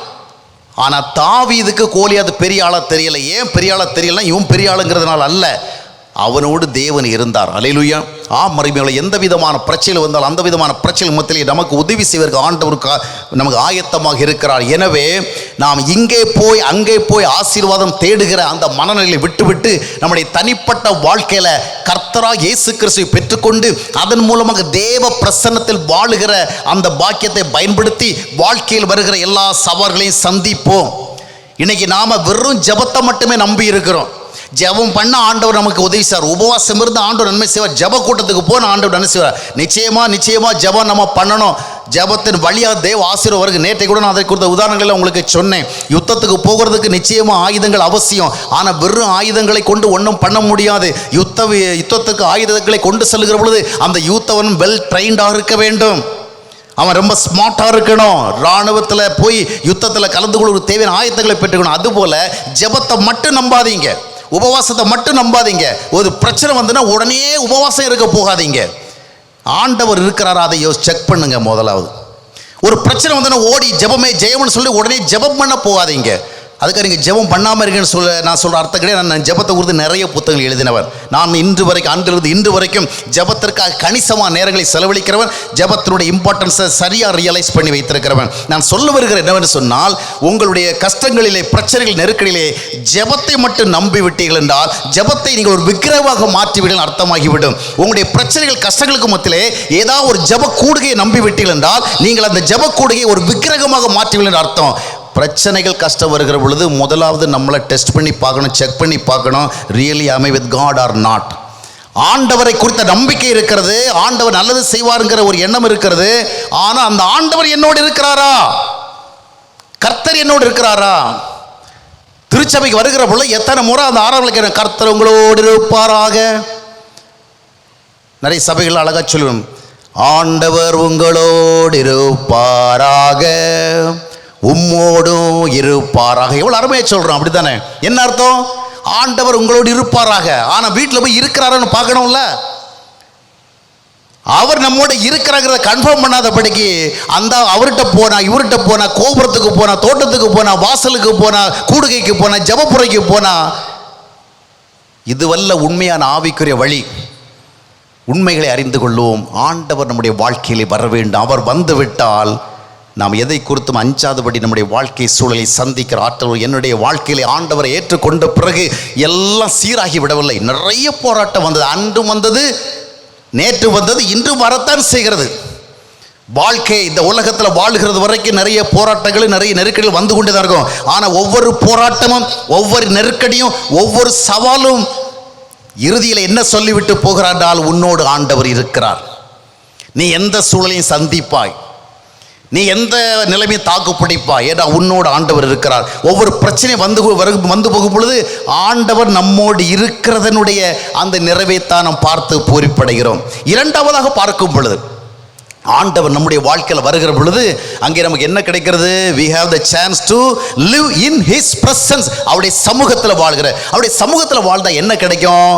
சங்கீதம் 16:11 ஏற்கனவே உங்களுக்கு நினைவுபடுத்தினேன். அந்த சங்கீதம் என்ன சொல்கிறது? உம்முடைய சமூகத்திலே எனக்கு பரிபூர்ணமான ஆனந்தமும், உம்முடைய வலது பக்கத்திலே எனக்கு நித்தியமான பேரின்பம் உண்டு. In your presence I have the fullness of joy. உம்முடைய சமூகத்தில் எனக்கு பரிபூர்ணமான ஆனந்தம் சொன்னது தாவீது. ஏன்னா தாவீதோடு தேவன் இருந்தார். ஆமரிலே ஆண்டவருடைய சமூகத்தில் நாம் இருக்கும் பொழுது, இயேசு கிறிஸ்துவை நம்முடைய வாழ்க்கையில் இரட்சகராக ஏற்றுக்கொண்டு அவரோடு நாம் ஐக்கியமாக இருக்கும் பொழுது அவர் நம்மோடு இருக்கிறதை இந்த ஆத்மா உணரும், இந்த ஆவி உணரும், இந்த மனம் உணரும். அதை உணர ஆண்டவர் உதவி செய்வார். மகனே, மகளே, எந்த பிரச்சனையாக இருந்தாலும் ஐ am with you, still I am with you, don't be afraid அப்படி சொல்லுகிறத, அதாவது அப்படி நம்ம உணர முடியும். நம்முடைய ஆத்மாவுக்குள் ஆண்டவர் நமக்கு உதவி செய்வார். அப்படி உதவி செய்கிற பொழுது எந்த சூழலும் நம்முடைய இருதயத்தில் என்ன இருக்கும்? ஒரு ஃபுல்னஸ் ஆஃப் ஜாய், ஒரு சந்தோஷம் இருக்கும். ஆண்டவர் நாம பிரச்சனைகளுக்கு மத்தியில் இருந்தாலும், கஷ்டங்களுக்கு மத்தியில் இருந்தாலும் சந்தோஷமாக இருக்கிறது தான் விரும்புகிறார். எனவே அவருடைய சமூகத்தில் நமக்கு சந்தோஷம் உண்டு. இப்போ வாழ்க்கையில் பார்த்தீங்கன்னா சிலரால் நமக்கு சந்தோஷம் வருது. சில குடும்பங்களில் மனைவியால் நல்ல சந்தோஷம் கணவனுக்கு கிடைக்கும், கணவனால் நல்ல சந்தோஷம் மனைவி கிடைக்கும். சில குடும்பங்களில் கிடைக்காது, நிறைய குடும்பங்களில் கிடைக்காது. ஆனால் எவ்வளவுதான் மனைவியால் ஒரு கணவனுக்கு சமாதானம் கிடைச்சாலும் சரி, எவ்வளவுதான் கணவனால் மனைவிக்கு சந்தோஷம் கிடைச்சாலும் சரி, அந்த சூழலில் மட்டும்தான் அந்த சந்தோஷம் வேலை செய்யும். அந்த கணவனுடைய சமூகத்திற்கு அப்பால், மனைவியுடைய சமூகத்துக்கு அப்பால் அவர் சமாதானமாக சந்தோஷமாக இருக்க முடியாது. ஒருத்தர் தன்னுடைய நண்பரிடத்தில் சொன்னாராம், எனக்கு நிம்மதியே இல்லைப்பா, வாழ்க்கையில் நிம்மதியே இல்லை, எப்பவுமே மனசுக்கு ரொம்ப ஒரு பாரமாகவே இருக்குது, ஒரு அமைதி தான் இல்லை, எங்கே போய் பெறுகிறது எனக்கு தெரியல, எவ்வளோ கோயிலெல்லாம் போய் பார்த்துட்டேன், எவ்வளோ விண்ணப்பெல்லாம் பண்ணிட்டேன், அமைதியே இல்லை. அப்போ இவர் உடனே கேட்டாராம், ஏன் உங்கள் வீட்டம்மா சரியில்லையா? ஏன்னா இவருடைய வீட்டம்மா சரி கிடையாது. இவருடைய குடும்பத்தில் அவருடைய மனைவியால் இவருக்கு நிம்மதி கிடையாது. அந்த அடிப்படையில் இவர் நினச்சிக்கிட்டாரு, மனுஷனுக்கு நிம்மதி இல்லாமல் போனால் அதுக்கு மனைவி தான் காரணமாக இருக்க முடியும்னு. இவர் அப்படி அவங்கவுங்களுக்கு கிடைத்த அனுபவத்தின் அடிப்படையில் சிந்திப்பாங்க இல்லையா? அந்த அடிப்பில் அவர் சிந்தனை பண்ணிட்டு, ஏன் உங்கள் மனைவி உங்களுக்கு பிரச்சனையாக இருக்கிறாங்களா? உடனே அவர் சொன்னார், என்னங்க நீங்கள் அப்படி கேட்டீங்க, என் மனைவி இருக்கிறதுனால தான் கொஞ்சம் கொஞ்சமாவது நான் சமாதானமாக இருக்கிறேன். என்னுடைய சூழலில் ஒரு பீஸ்லெஸ் சிச்சுவேஷனில் ஓரளவுக்காவது நான் சமாதானமாக இருக்கிறது, சந்தோஷமாக இருக்கிறது, because of my beloved wife அப்படின்னு சொன்னார். அப்புறம் ஐயா நீ நிம்மதி இல்லாமல் இருக்கிற? ஏன்னா இவருக்கு நிம்மதி இல்லாமல் இருக்கிறது காரணமே அவருடைய மனைவி தான். ஆனால் அப்படிப்பட்ட சூழலில் அவர் என்ன சொல்கிறார், இல்லை அந்த அம்மாவால் தான் எனக்கு கொஞ்சமாக அது அமைதி கிடையாது. அப்புறம் அவனுக்கு நிம்மதியில் கேட்டால் நிறைய பிரச்சனை. அலுவலகத்தில் போனால் அவன் பிரச்சனை கொடுத்துட்டு இருக்கிறான். ஒவ்வொரு சூழலில் போனால் ஒவ்வொரு பிரச்சனை வருது, உறவினர்களால் பிரச்சனை வருது. வீட்டில் எனக்கு நல்ல அமைதி இருக்குது, என் மனைவியோடு நான் ஸ்பெண்ட் பண்ணுறவங்கள நல்ல அமைதியாக இருக்கிறேன். ஆனால் எப்போவுமே வீட்டுக்குள்ளே இருக்க முடியுமா? நான் என்னுடைய வேலைக்காக என்னுடைய தொழிலுக்காக வெளியே போய் தான் ஆகணும், பலரை சந்திச்சு தான் ஆகணும், பலவிதமான கால் ஈடுபட்டு தான் ஆகணும். வீட்டை விட்டு வெளியே போனால் எனக்கு நிம்மதி இல்லை. சிலரை பார்த்தீங்கன்னா அலுவலகத்தில் நிம்மதியாக இருப்பாங்க, வீட்டுக்குள்ளே வந்தவொடனே என்ன போயிடும், நிம்மதி போயிடும். நிறைய பேருடைய கதை அதுதான். அலுவலகம் வரைக்கும் நிம்மதி, அலுவலகத்தை விட்டு எப்போ வெளியேறி வீட்டுக்குள்ளே வர்றாங்களோ நிம்மதி இல்லாத ஒரு சூழ்நிலை வர்றது மாதிரி ஆயிடுவாங்க. இப்படி பலவிதமான சூழல் இருக்கிறது. இப்போ இவருடைய கதை என்னன்னு சொன்னால், மனைவியால் அவருக்கு சமாதானம் இருக்குது, மனைவியால் சந்தோஷம், மனைவி தான் அவங்களை கன்சோல் பண்ணுறாங்க, அவங்க தான் அவங்கள உற்சாகப்படுத்துகிறாங்க. ஆனாலும் இவர் வெளியே போய் நிறைய காலையில் சந்திக்க வேண்டி இருக்கிறபடினாலும் அங்கே போகும் பொழுது இவர் சமாதானத்தில் இருக்கிறார். இதில் சொல்ல வந்த காரியம், மனைவியினுடைய சமூகமாக இருந்தாலும் சரி, கணவனுடைய சமூகமாக இருந்தாலும் சரி, தாயினுடைய சமூகமாக இருந்தாலும் சரி, தகப்பனுடைய சமூகமாக இருந்தாலும் சரி, நண்பர்களுடைய சமூகமாக இருந்தாலும் ஒரு குறிப்பிட்ட எல்லையில் மட்டும்தான் நமக்கு சமாதானத்தை தரும். ஆனால் வாழ்க்கை என்பது மிக விரிவானது. இந்த வட்டங்களை தாண்டி நாம் பலவிதமான சூழலை சந்திக்க வேண்டும். அந்த மாதிரிப்பட்ட சூழலை சந்திக்கும் பொழுது யார் உதவி செய்வார்? அதற்கு தான் we need the presence of God. அல்லேலூயா. தேவ பிரசன்னம் வீட்டிலும் இருக்கும், தொழிலும் இருக்கும், வேலையிலும் இருக்கும், உறவுகள் மத்தியிலும் இருக்கும், எந்த ஊருக்கு போனாலும் இருக்கும். அந்த பிரசன்னம் எங்கெல்லாம் இருக்கிறோம் அங்கெல்லாம் நம்முடைய வாழ்க்கையில் அமைதி இருக்கும். அல்லேலூயா. ஒரு சிலரை சார்ந்ததல்ல. நாம் கொஞ்சம் சந்தோஷமாக இருக்கிறது ஒரு சிலர் தான் டிபெண்ட் பண்ணியிருக்கோம்ல, இவங்களால தான் நான் ஓரளவு சந்தோஷமாக இல்லை. If you are depending upon God, always we can be peaceful. வருத்தப்பட்டு பாரம் சுமக்கிறவனே நீ என்னிடத்திலே வா.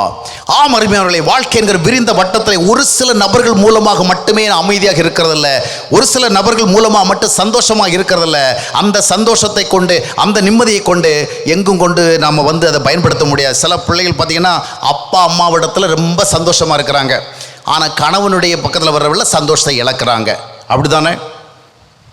அந்த மாதிரி நிறைய குடும்பங்கள் இருக்குது. அப்பா அம்மா கிட்ட போனால் ரொம்ப சந்தோஷம், 4 நாள் அப்பா அம்மா வீட்டில் போயிருந்தால் ரொம்ப சந்தோஷமாக இருக்குது, கணவன் வீட்டுக்கு வந்தவுடனே சந்தோஷத்தை இழக்கிறாங்க. சில கணவர்மார்கள் அவங்க அப்பா அம்மாவோடு இருக்கிறவங்க ரொம்ப சந்தோஷமாக இருக்கிறாங்க, மனைவி வீட்டை போனால் சந்தோஷத்தை இழக்கிறாங்க. இதில் நம்ம பார்க்க வேண்டிய விஷயம் என்னன்னு சொன்னால், மனிதர்கள் மூலமாக அது எவ்வளோ பெரிய நல்ல உறவுகளாக இருந்தாலும் சரி, அந்த உறவுகள் மூலமாக நமக்கு கிடைக்கிற மன அமைதி, சந்தோஷம் நிலையற்றது, அது நமக்கு போதுமானதல்ல. That is insufficient. நாம் எந்த சூழலில் இருந்தாலும் அந்த சூழலே நம்மை சமாதானமாக வைத்துக் கொள்கிற, அது அலுவலகமாக இருந்தாலும் சரி, தொழிலாக இருந்தாலும் சரி, வேறு சூழல்களாக இருந்தாலும் சரி, எந்த விதமான சமுதாய ஈடுபாடுகளாக இருந்தாலும் சரி, அவற்றின் மத்தியிலே நமக்கு சமாதானம் வேண்டும் என்றால், wherever we go, there we must have the confidence that there we must have the hope that we are the presence of God. எங்க போனாலும் ஆண்டவரோடு இருக்கிற நம்பிக்கை வேணும். இதுதான் தேவ உறவில் வாழுகிற பொழுது நமக்கு ஏற்படுகிற மிகப்பெரிய ஆசீர்வாதம். இதுதான் blessing.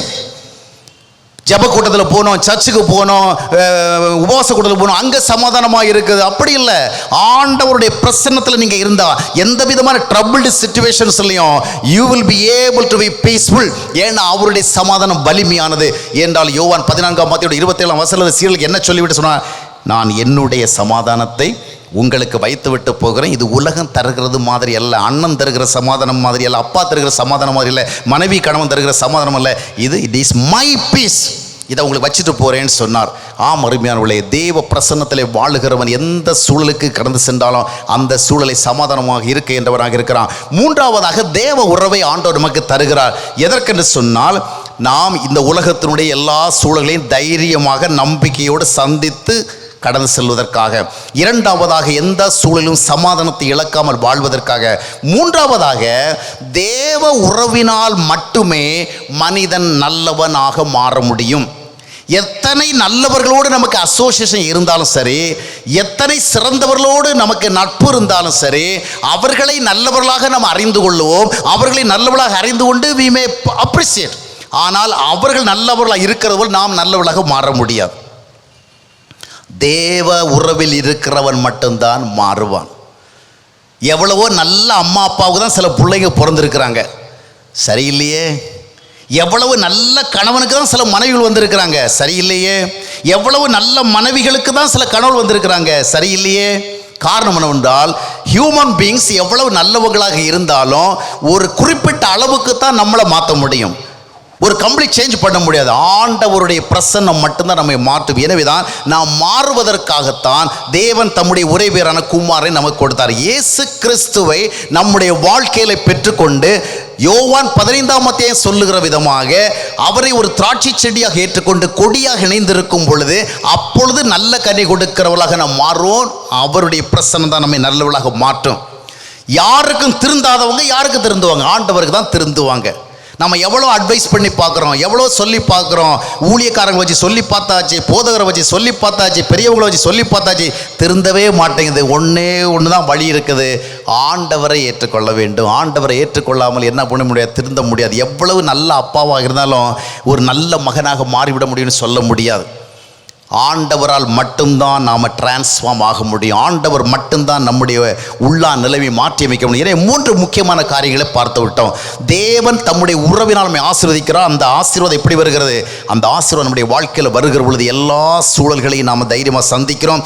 அந்த பிரசன்னத்தில் நம்ம வாழுகிற பொழுது சமாதானத்தோடு சந்தோஷத்தோடு வாழுகிறோம். அந்த பிரசன்னத்தில் நாம் வாழுகிற பொழுது ஆண்டவருக்கு பிரியமானவர்களாக, ஆண்டவருக்கு உகந்தவர்களாக, ஆண்டவர் விரும்புகிற பரிசுத்தவர்களாக மாறுகிறோம். இந்த விதமாக ஒரு அடிப்படைக்குள்ள வருகிற பொழுது அப்பொழுதுதான் தேவ ஆசீர்வாதங்கள் நம்முடைய வாழ்க்கையில் கடந்து வருகிறது. என்றால் இதுவரையிலும் இந்த ஆசீர்வாதத்தை தடுத்து கொண்டது என்னவென்று சொன்னால், ஏசாயா தீர்க்கதரிசி புத்தகம் 59ஆம் அத்தியாயத்தினுடைய 1-2 வசனங்கள் சொல்லுகிறபடி, உங்கள் அக்கிரமங்களும் பாவங்களும் தேவனுக்கும் உங்களுக்கும் இடையிலே பிரிவினை ஏற்படுத்துகிறது, ரட்சிக்க கூடாதபடி கர்த்தருடைய கைகள் குறுகி போய்விடவில்லை.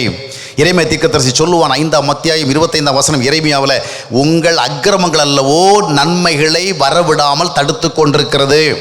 இப்போ நமக்கு இந்த தடை போயிடுச்சு, இந்த அப்டக்கிள் ரிமூவ் ஆயிடுச்சு, இந்த பிளாக் போயிடுச்சு. ஏன்னா நாம் இப்போ ஆண்டோடைய பிரசன்னத்தில் வாழ்கிறோம், ஆண்டோடைய பிரசன்னத்தை தேடுகிறோம், அவருடைய சமூகத்தில் சமாதானமாக இருக்கிறோம், அவரால் மாற்றப்பட்டவர்களாக இருக்கிறோம். இப்பொழுது நம்முடைய வாழ்க்கையில் தேவனுடைய ஆசீர்வாதங்கள் வருவதற்கான தடைகள் நீக்கப்பட்டு விட்டது. இதற்கு அப்பால போய் பார்க்கும் பொழுது நான் சொல்லி முடிக்க விரும்புகிறேன். இன்னும் ஒரு சில நிமிடங்கள் மட்டும்தான் உங்களோட நான் பகிர்ந்து கொள்ள விரும்புகிறேன். என்னால் 9 தாண்டுகிறது நேரம். ஒரு சில நிமிடங்களை பொறுத்து கொள்ள வேண்டும். தேவன்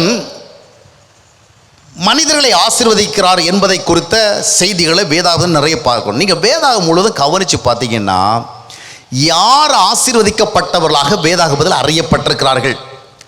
நிறைய ஜெபம் பண்ணி கொண்டே இருந்தவர்கள் ஆசீர்வதிக்கப்பட்டார்கள், நிறைய காணிக்கை கொடுத்து கொண்டே இருந்தவர்கள் ஆசீர்வதிக்கப்பட்டார்கள், நிறைய சர்ச்சுக்கு போயிட்டே இருந்தவங்க ஆசீர்வதிக்கப்பட்டார்கள், நிறைய தான தர்மம் பண்ணவங்களாம் ஆசீர்வதிக்கப்பட்டாதவர்கள். அப்படியல்ல, இப்படிப்பட்ட காரியங்களை செய்ததற்கு ஆசீர்வாதங்கள் உண்டு என்பதை வேதாகமத்திலே பல இடங்களில் பார்க்கிறோம். ஆனாலும் தேவனால் ஆசீர்வதிக்கப்பட்டவர்கள் யார் என்று பார்க்கும் பொழுது, ஒரு ஆபிரகாமை பார்க்கிறோம், ஒரு ஈசாக்கை பார்க்கிறோம், ஒரு யாக்கோவை பார்க்கிறோம், ஒரு யோசேப்பை பார்க்கிறோம், ஒரு தாவீதை பார்க்கிறோம். இப்படி ஒவ்வொருத்தரையாக பார்த்து வருகிற பொழுது all these people were greatly blessed by God. அதனுடைய அடிப்படை என்ன? இவர்கள் எல்லோரும் ஜெபம் செய்ததுனால அல்ல, எல்லாரும் ஜெபிக்கிறவர்களாக இருந்தாங்க. அதை நீங்கள் மறந்துடக்கூடாது. எல்லாம் ஜெபிக்கிறாங்க, ஆனால் not because of their prayers, they were living for God. தேவன் அவர்களை தமக்காக வாழ்வதற்கு அழைத்தார், தம்முடைய திட்டங்களை நிறைவேற்றுவதற்கு அழைத்தார். ஒரு நோவாவை எதற்கு அழைத்தார்? ஒரு திட்டத்தை நிறைவேற்ற. ஒரு ஆபிரகாம் எதற்கு அழைத்தார்? ஒரு திட்டத்தை நிறைவேற்ற. ஒரு யோசேப்பை எதற்கு எகிப்து கொண்டு சென்றார்? ஒரு திட்டத்தை நிறைவேற்ற. ஒரு கிதியோனை எதற்கு அழைத்தார்? ஒரு திட்டத்தை நிறைவேற்ற. ஒரு மோசே எதற்கு அழைத்தார்? ஒரு திட்டத்தை நிறைவேற்ற. தேவன் யாரையெல்லாம் அழைத்து ஆசீர்வதித்தாரோ அந்த அழைப்புகளுக்கு பின்னாலெல்லாம் நாம் பார்க்கிற ஒரு உண்மை என்னவென்று சொன்னால், வெறும் ஜெபங்கள் உபவாசங்கள் அல்ல, அங்கே இருப்பதெல்லாம் காட்ஸ் பிளான். அவர்கள் தேவனுடைய திட்டத்தோடு தங்களை இணைத்துக் கொண்டார்கள். they were connected to the plan of God. தங்களை ஆண்டவருடைய திட்டத்தோடு இணைத்துக் கொண்டு அப்படின்னா அதனுடைய விளைவு ஆசீர்வாதம். ஆசீர்வாதம் என்ன? நாம் எப்பவுமே ஏதாவது ஆண்டோட தாரும் விடாப்படியே கெஞ்சுகிறதுனால அல்ல. கெஞ்சவும் வேணும், மன்றாடம் வேணும், அதெல்லாம் நீங்கள் சரியாக செய்யுங்க. செய்ய வேண்டாம் நான் சொல்ல வருகிற நீங்கள் எடுத்துக்கொள்ளாதீர்கள். நான் சொல்ல வருகிற சொன்னால், ஆண்டவர் உங்களை ஆசீர்வதிக்க வேண்டுமென்றால் அவருடைய திட்டத்துக்குள் இணையுங்கள். ஆண்டவரே, என்னுடைய வாழ்க்கை என்னுடைய தேவைகளை சந்தித்து முடிந்து போகிற ஒரு வாழ்க்கையாக இருக்கக்கூடாது. என்னுடைய ஆவிக்குரிய வாழ்க்கை, என்னுடைய இறை நம்பிக்கை என்பது ஏதோ இந்த உலகத்தில் வாழ்வதற்கு சாப்பாட்டுக்காக, ட்ரெஸ்ஸுக்காக, சரீர சுகத்துக்காக மட்டும் கெஞ்சி கொண்டு ஒரு வாழ்க்கையாக இருக்கக்கூடாது. உம்முடைய நோக்கம் நிறைவேற வேண்டும். பரமண்டல ஜெபம் ஒவ்வொரு முறையும் நம்ம சொல்லுகிற பொழுது என்ன சொல்றோம்? பரலோகத்தில் உம்முடைய சித்தம் செய்யப்படுவது போல பூமியில் உம்முடைய சித்தம் செய்யப்படுவதாக. அப்போ God's plan must be accomplished. God's purpose must be accomplished. ஆண்டவருடைய நோக்கம் நிறைவேறணும். அதற்கு நம்ம கமிட் பண்ண, ஆண்டவரே என்னுடைய நிலையில என்னை எதற்கு நீர் பயன்படுத்த விரும்புகிறீரோ அதற்கு நீர் பயன்படுத்தும்படியாக என்னை ஒப்புக் கொடுக்கிறேன். ஐயோ, எனக்கு ஒண்ணுமே செய்ய தெரியாதே, எனக்கு பிரசங்கம் பண்ண தெரியாதே, எனக்கு காஸ்பல் சொல்ல தெரியாதே, எனக்கு சபை நடத்த தெரியாதே, எனக்கு பாட தெரியாதே, எனக்கு கொயர் நடத்த தெரியாதே, சண்டே ஸ்கூல் கூட எடுக்க தெரியாதே, ஒண்ணுமே தெரியாத என்ன ஆண்டவர் இப்படி பயன்படுத்த போகிறார்? உங்களுக்கு ஒன்றும் தெரியலைனாலும் ஆண்டவருக்கு சாட்சியாக வாழ தெரியும். அல்லேலூயா. இந்த உலகத்தில் நிறைய பொறுப்புகளை நிறைவேற்றுவதற்கு நிறைய பேர் இருக்கிறாங்க. அதே நேரத்தில் சாட்சியாக வாழ்வதற்கு தான் ரொம்ப ஸ்கேர்சிட்டி, அது ரொம்ப ரேராக மாறிடுச்சு. பெரிய பெரிய திறமையான காரியங்களை செய்ய நிறைய பேர் இருக்கிறாங்க. ஆண்டவருக்கு பெரிய பெரிய காரியங்களை செய்வதற்கு ஆட்கள் இருக்கிறாங்க. ஆனால் ஆண்டவருக்கு முதலாவது தேவை என்னன்னு சொன்னால் அவருடைய சாட்சிகளாக வாழ்வது. இதைத்தான் அப்போஸ்தலர்கள் 1 மத்தேயுவினுடைய 8 வாஸ்து பார்க்கும் பொழுது, பரிசுத்த ஆவியை நீங்கள் பெறுகிற பொழுது என்ன நடக்கும்? You will become my witnesses. That means you will reflect my life style. நீங்கள் என்னுடைய வாழ்க்கையை பிரதிபலிப்பீர்கள். இதற்குத்தான் ஆண்டவர் நம்மை அழைக்கிற முதல் திட்டம் அதுதான். இந்த பாவம் நிறைந்த உலகத்தில், கோணலும் மாறுபடுமான சந்ததி வாழ்கிற இந்த உலகத்தில், உண்மையற்ற ஒழுக்கமற்ற இந்த உலகத்தில், பாவத்தில் மூழ்கி போன இந்த உலகத்தில் ஆண்டவருக்கு சாட்சியாக பரிசுத்தமாக வாழ்கிற மக்களை ஆண்டவர் எதிர்பார்க்கிறார். that is the very plan of God. that is a prime plan of God. இதற்கு நீங்கள் உங்களை ஒப்புக் கொடுங்க. வெறுமனே ஜெபத்தை மட்டும் நம்பிக்கொண்டு உங்கள் வாழ்க்கையுடைய பிரச்சனைகளுக்கு தீர்வு தேடாதிருங்கள். வெறும் ஜெபக்கூடுகளை மட்டுமே நம்பிக்கொண்டு உங்களுடைய வாழ்க்கை பிரச்சனைக்கு தீர்வு காணாதீர்கள். வெறும் ஜெப கோபுரங்களையும் பங்காளர் திட்டங்களையும் நம்பிக்கொண்டு உங்களுடைய வாழ்க்கைக்கு தீர்வு காணாதீர்கள். அதில் உங்களுக்கு தீர்வு வரவே வராது. உண்மையான தீர்வை நீங்கள் பார்க்க மாட்டீர்கள். ஆண்டவர் தான் உங்களுக்கு தீர்வு. தேவ உறவு தான் உங்களுக்கு தீர்வு. தேவ பிரசன்னம் தீர்வு. அவருடைய திட்டத்தை உங்களுடைய வாழ்க்கை ஒப்புக்கொள்ளுங்கள். ஆண்டவரே, எனக்கு மீதம் இருக்கிற வாழ்க்கை காலத்தை உமக்காக வாழ்ந்து முடிக்க விரும்புகிறேன். உம்மோடு ஐக்கியமாக இருந்து, உம்மோடு தொடர்பாக இருந்து, உம்மோடு இணைந்திருந்து, உம்முடைய சத்தத்தை கேட்டு நீர் என் மூலமாக என்ன செய்ய விரும்புகிறோ அது சின்னதோ பெரியதோ எதுவானாலும் அதை நீர் செய்யும்படியாக ஆண்டவரே ஐ கமிட் மை செல்ஃப். என்னை ஒப்பு கொடுக்கிற ஆண்டவரே, இதை நீங்கள் செய்வீர்கள் என்று சொன்னால் உங்களை ஆண்டவர் ஆசீர்வதிப்பார். நீங்கள் இடர்மிகுந்த பாதையில் வழியாக நடக்க நேரிடலாம். எல்லாம் ஓவர் நைட்டில் மாறிடாது. வாழ்க்கையில் பல பிரச்சனை சந்திக்க நேரலாம். அதற்கு பிறகும் ஆபிரகாம் ஆண்டவர் அழைக்கப்பட்டு வந்த பிறகு எத்தனை போராட்டங்களை சந்தித்து நான் உங்களுக்கு சொன்னோம். ஆனால் எல்லா போராட்டங்களும் அவன் ஜெயித்தான். அதான் நம்ம பார்க்கணும். தாவீதுக்கு நிறைய போராட்டங்கள் வந்து எல்லா போராட்டங்களும் அவன் ஜெயித்தான். அதுபோல் நமக்கும் வாழ்க்கை போராட்டங்கள் தொடர்ந்தாலும் நாம் ஜெயிப்போம். அல்லேலூயா. நாம் ஜெயிப்போம். நமக்கு தேவை என்ன? தேவ உறவு. ஊழியக்காரர்கள் எல்லாம், ஜெபக்கூடுகள் எல்லாம் ஆண்டவரை நமக்கு காட்டுறதுக்கு தான். ஆண்டவரை நமக்கு இன்ட்ரோடியூஸ் பண்ணுறதுக்கு தானே ஒழிய ஆண்டவரிடம் ஆசீர்வாதங்களை வாங்கி தர்றதுக்கு அல்ல. ஆண்டவரை அறியாதவர்களுக்கு அவங்க ஆசீர்வாதம் வாங்கி கொடுக்கட்டும். ஆண்டவரை நாம் அறிந்திருந்தால் நாமே வாங்கிக்க வேண்டியதான், இல்லையா? தேவன் நமக்கு அப்பாவா இருக்கும் பொழுது நமக்கு தேவை நன்மை வாங்கி தரதுக்கு இன்னொரு வீட்டுக்காரர் எதுக்கு தேவை? இன்னொரு நண்பர் எதுக்கு தேவை? He is my own father. If I need something, I will ask him directly. நான் நேரடியாக கேட்பேன். அதுதான் ஆண்டவர் விரும்புகிறார். தேவ உறவை தேடுவோம், தேவ ஐக்கியத்தை தேடுவோம், அவருடைய பிரசன்னத்தில் வாழ்வதற்கு நம்ம ஒப்புக் கொடுப்போம். அந்த பிரசன்னத்தின் மூலமாக வாழ்க்கையோட எந்த போராட்டங்களையும் நம்ம சந்திப்போம். அந்த பிரசன்னத்தில் சமாதானமாய் வாழ்வோம், சந்தோஷமாய் வாழ்வோம். அந்த பிரசன்னத்தினாலே கர்த்தருக்கு ஏற்ற பரிசுத்தவர்களாக மாறுவோம். அப்பொழுது ஆசீர்வாத தடைகள் நீங்கும், நம்முடைய வாழ்க்கையில் ஆசீர்வாதம் வரும். அதன் மூலமாக தேவனுக்காக வாழ்ந்து இந்த வாழ்க்கையை பயன்படுத்தி கொள்வோம். அதன் மூலமாக நித்திய வாழ்விலே நாம் பங்கு பெறுவோம். அல்லேலூயா. நித்திய பேரின்பத்தை நாம் கண்டடைவோம். ஆண்டவருடைய திட்டத்தை நிறைவேற்றி அப்போஸ்தலனாகிய பவுலைப் போல நல்ல போராட்டத்தை போராடினேன், ஓட்டத்தை முடித்தேன், விசுவாசத்தை காத்துக்கொண்டேன். இது முதல் எனக்காக தேவ சமூகத்தில் ஒரு நீதியின் கிரீடம் இருக்கிறது, அவர் அதை அந்நாளிலே தருவார் என்பதை அறிந்திருக்கிறேன் என்று சொல்வது போல நாமும் பெறலாம். அந்த ஆண்டவர் உங்களை அழைக்கிறார். அவருக்கு உங்களை ஒப்புக் கொடுங்கள். கர்த்தர் உங்களை ஆசீர்வதிப்பார். கண்களை மூடி நாம் ஜெபிக்கலாம். ஒரு நிமிடம் நாம் யாவரும் எழுந்து நின்று இம்மட்டுமாக நாம் கேட்ட வார்த்தைகளை சிந்திப்போம். ஒரு சில நிமிடங்கள் ஆண்டவர் எதற்காக பேசினார்? 3 தினங்களாக நாம் கேட்ட வார்த்தைகள் தேவ வார்த்தைகள் என்று நம்புவது உண்மை என்றால் அந்த தேவ வார்த்தைகளை நம்முடைய வாழ்க்கைக்காக எடுத்துக்கொள்ள வேண்டுமே. 3 நாட்கள் ஆண்டவர் பேசினார் என்று நான் நம்பினால் ஆண்டவர் எதற்காக பேசினார்? நாம் அதற்கு கீழ்ப்படிவோம், அந்த வார்த்தை ஒப்புக் கொடுப்போம் என்பதற்காகத்தானே. பரிசுத்தம் அடைதல் வாயிலாகத்தான் ஆசீர்வாதம் வரும் என்று சொன்னார். அவரால் ஆளப்படுவதற்கு நம்மை ஒப்புக் கொடுப்பதன் வாயிலாகத்தான் ஆசீர்வாதம் வரும் என்று சொன்னார். அவருடைய உறவுக்குள் வருவதனால்தான், அவருக்காக இந்த உலகத்தில் வாழ்வதனால்தான் ஆசீர்வாதம் வரும் என்று சொன்னார்.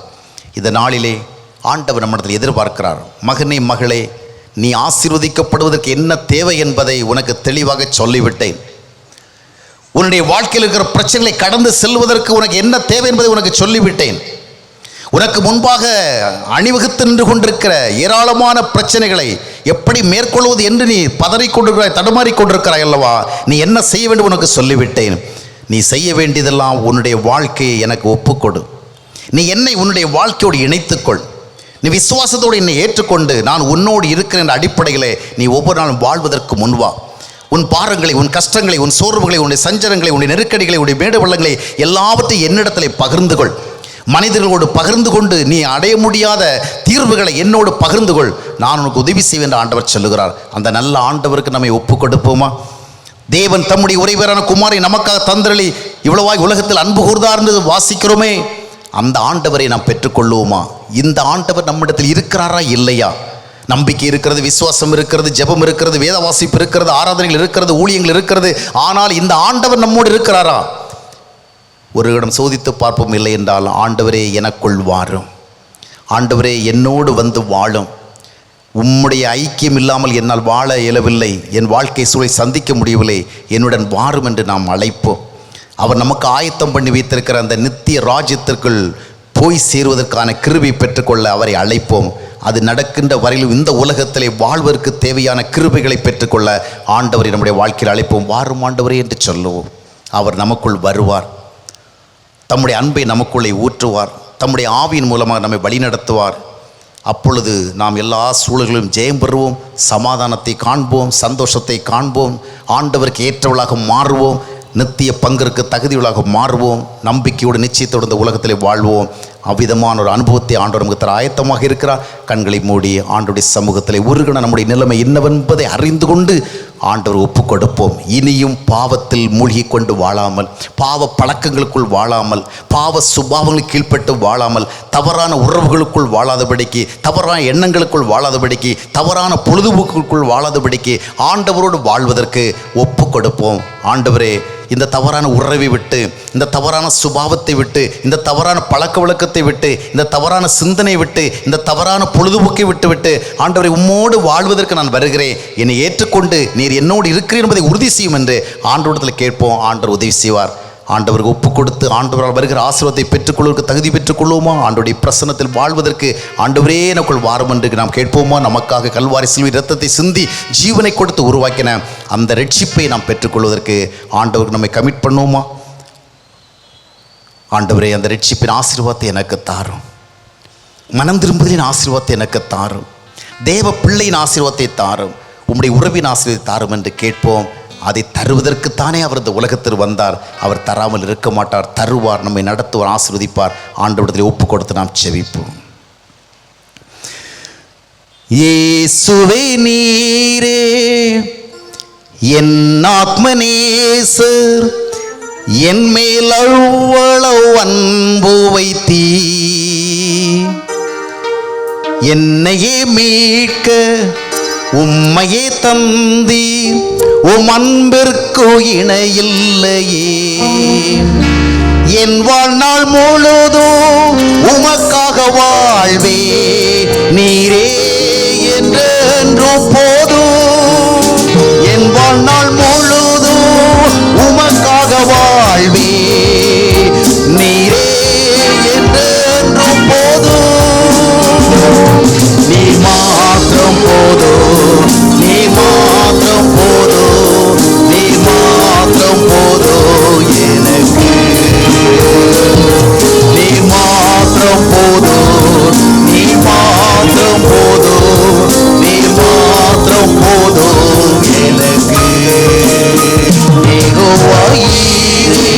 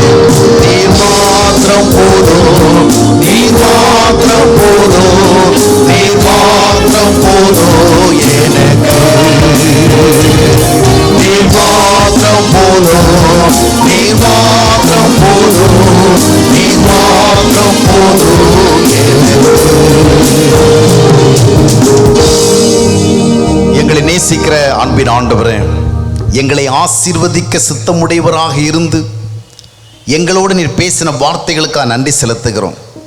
உம்முடைய ஆசீர்வாதம் தொடர்பான காரியங்கள் எல்லாவற்றையும் எங்களுக்கு திருமறையில் ஏற்கனவே எழுதி கொடுத்திருந்தாலும் கூட இன்னொரு முறை நாங்கள் அதனை உரிய விதமாக அறிந்து கொள்ளத்தக்கதாக எங்களோடு பேசி உங்களுக்கு நன்றி செலுத்துகிறோம். இந்த வார்த்தைகளை கேட்ட ஒவ்வொருவரும் தங்களுடைய வாழ்க்கையை உம்மோடு இணைத்து கொள்ளத்தக்கதாக அவளை வழிநடத்துவீராக. பலவிதமான நெருக்கடிகள், பலவிதமான சோதனைகள், பலவிதமான சிக்கல்கள், தீர்வு காண முடியாத பலவிதமான போராட்டங்கள், வாழ்க்கை எதிர்கொள்ள முடியாத சவால்கள், இவைகளுக்கு மத்தியில் நிற்கின்றவர்களுக்கு ஆண்டவரை நீர் உம்முடைய ஐக்கியத்தை தான் தீர்வாக காண்பித்தீர். அந்த ஐக்கியத்தை பெற்றுக்கொள்ள ஒவ்வொருவரையும் வழி நடத்தும். தங்களை உமக்கு ஒப்பு கொடுத்து ஒரு ரட்சிப்பின் அனுபவத்தை, மனம் திரும்பின அனுபவத்தை, தேவனுடைய பிள்ளையாக மாறின அனுபவத்தை, தேவ ஆவியால் வழிநடத்தப்பட்ட அனுபவத்தை பெற்றுக்கொண்டு ஆசீர்வாதங்கள் வந்து சேருவதற்கு தேவையான அந்த தடைகள் எல்லாவற்றையும் நீங்க பெற்று ஆசீர்வதிக்கப்பட ஆண்டவர் உதவி செய்யும். கண்ணீரோடும் கவலையோடும் பலவிதமான பாரங்களோடும் சோர்வோடும் சஞ்சலங்களோடும் வாழ்க்கை நெருக்கடிகளோடும் பலவிதமான வியாதி போராட்டங்களோடும் இருக்கிற ஒவ்வொருவருக்கும் ஆண்டவர் தாமே விசேஷமாக உடைய கரங்களை நீட்டி அற்புதமான காரியங்களை செய்வீராக. கலங்கி கொண்டு தவித்து கொண்டு தடுமாறிக்கொண்டு எப்படி இந்த சூழலை சந்திப்பேன் என்று வேதனைப்பட்டு கொண்டிருக்கிற ஒவ்வொருவருக்கும் தேவரீர் உடைய ஐக்கியத்தை கொடுத்து நீ போகும் இடமெல்லாம் நான் உன்னோடு வருவேன் என்று சொன்னது போல இன்றும் சொல்லி அவளை தைரியப்படுத்துவீராக. ஒவ்வொருவரும் தங்களுடைய பாவங்களை உணர்ந்தவர்களாக, தங்களுடைய அக்கிரமங்களை உணர்ந்தவர்களாக, தங்களுடைய தவறான சுபாவங்களை உணர்ந்தவர்களாக, தவறான சிந்தனைகளை உணர்ந்தவர்களாக, தவறான பழக்கங்களை உணர்ந்தவர்களாக, தவறான உறவுகளை உணர்ந்தவர்களாக இந்த நேரத்தில் கர்த்தாவை உம்மிடத்தில் வந்து தங்களை பரிசுத்தமாக்கி கொள்ள ஒவ்வொரு வழி நடத்தும். தொடர்ந்து பாவத்துக்குள்ளே சிக்கிக் கொண்டிராதபடிக்கு, தொடர்ந்து பாவத்திற்கு அடிமையாக இராதபடி, பாவ பழக்கங்களுக்கு அடிமையாக இருந்து தங்களுடைய வாழ்க்கை, தங்களுடைய குடும்பத்தின் வாழ்க்கை, தங்களுடைய எதிர்காலத்தை அழித்துக் கொண்டிராதபடிக்கு தங்களை உமக்கு அர்ப்பணிக்க ஆண்டவர்கள் வழி நடத்தும். அவளை இரட்சித்து அவர்களை பரிசுத்த ஆவியால் நிறைத்து தொடர்ந்து நடத்தும், தாங்கும், அவர்களுக்கு போதுமானவராகிரும். தொடர்ந்து ஆசீர்வதியும், பெரிய காரியங்களை செய்யும். இந்த கூடுகளை பங்கு பெற்றிருக்கிற அனைவரையும் விசேஷமாக ஆசீர்வதியும். இந்த ஒலிபெருக்கி வாயிலாக இந்த சத்தத்தை கேட்டுக்கொண்டிருக்கிற அனைவருடைய வாழ்க்கையிலும் கர்த்தாவை நீர் அறியப்பட்டு உம்முடைய பிரசன்னம் அவர்களால் ஏற்றுக்கொள்ளப்பட்டு எல்லோரும் ஆசீர்வதிக்கப்பட ஆண்டவர் உதவி செய்யும். இந்த கூடுகை சிறப்பாக நடைபெறுவதற்கு பல விதங்களிலே உதவி செய்த எல்லோரையும் ஆசீர்வதியும். இந்த கூடுகையினுடைய நிகழ்ச்சிகள் எல்லாவற்றையும் மிக சிறப்பாக வழங்கி கொண்டிருக்கிற எல்லா ஆயர்களையும் ஆயுடைய குடும்பங்களை கர்த்தர் ஆசீர்வதியும். அருமையான பேராயர் அவர்களை கர்த்தர் தான் விசேஷம் ஆசீர்வதிப்பாராக. அவர் கொடுக்கப்பட்டதான திருப்பணி கர்த்தாவை தொடர்ந்து வல்லமையாக அநேகருக்கு ஆசீர்வாதம் உடைய நாம் மகிழ்ப்படும் விதமாக செய்வதற்கு அருமையான ஐயாவோடு தொடர்ந்து உடைய கிருபை தங்கியிருக்கணும் செபிக்கணும். அவ்விதமாக அவருக்கு உடனிருந்து எல்லா உதவிகளையும் செய்கிற அருமையான பேராயர் அம்மா அவர்களையும் ஆண்டவரை விசேஷம் ஆசீர்வதியும். உடன் ஊழியர்கள் எல்லோரையும் ஆசீர்வதியும். இதில் கலந்து கொடுக்க அனைவரோடும் ஆண்டோட திவ்ய பிரசனம் கூட இருப்பதாக. தொடர்ந்து நடத்தும், தாங்கும், ஆசீர்வதியும், மாறாத உடைய திவ்ய பிரசனம் அனைவரோடும் கூட இருப்பதாக. ஆண்டவராக இயேசு கிறிஸ்து நாமத்தில் ஜெபிக்கிறோம் நல்ல பிதாவே, ஆமென். அன்பானவர்களே, ஜீவ நீரோட யூடியூப் சேனலை சப்ஸ்கிரைப் செய்திடுங்கள். சப்ஸ்கிரைப் பட்டனை கிளிக் செய்து பெல் சின்னத்தையும் கிளிக் செய்து தினமும் புத்தம் புதிய தேவ செய்திகளை உடனுக்குடன் பெற்றிடுங்கள்.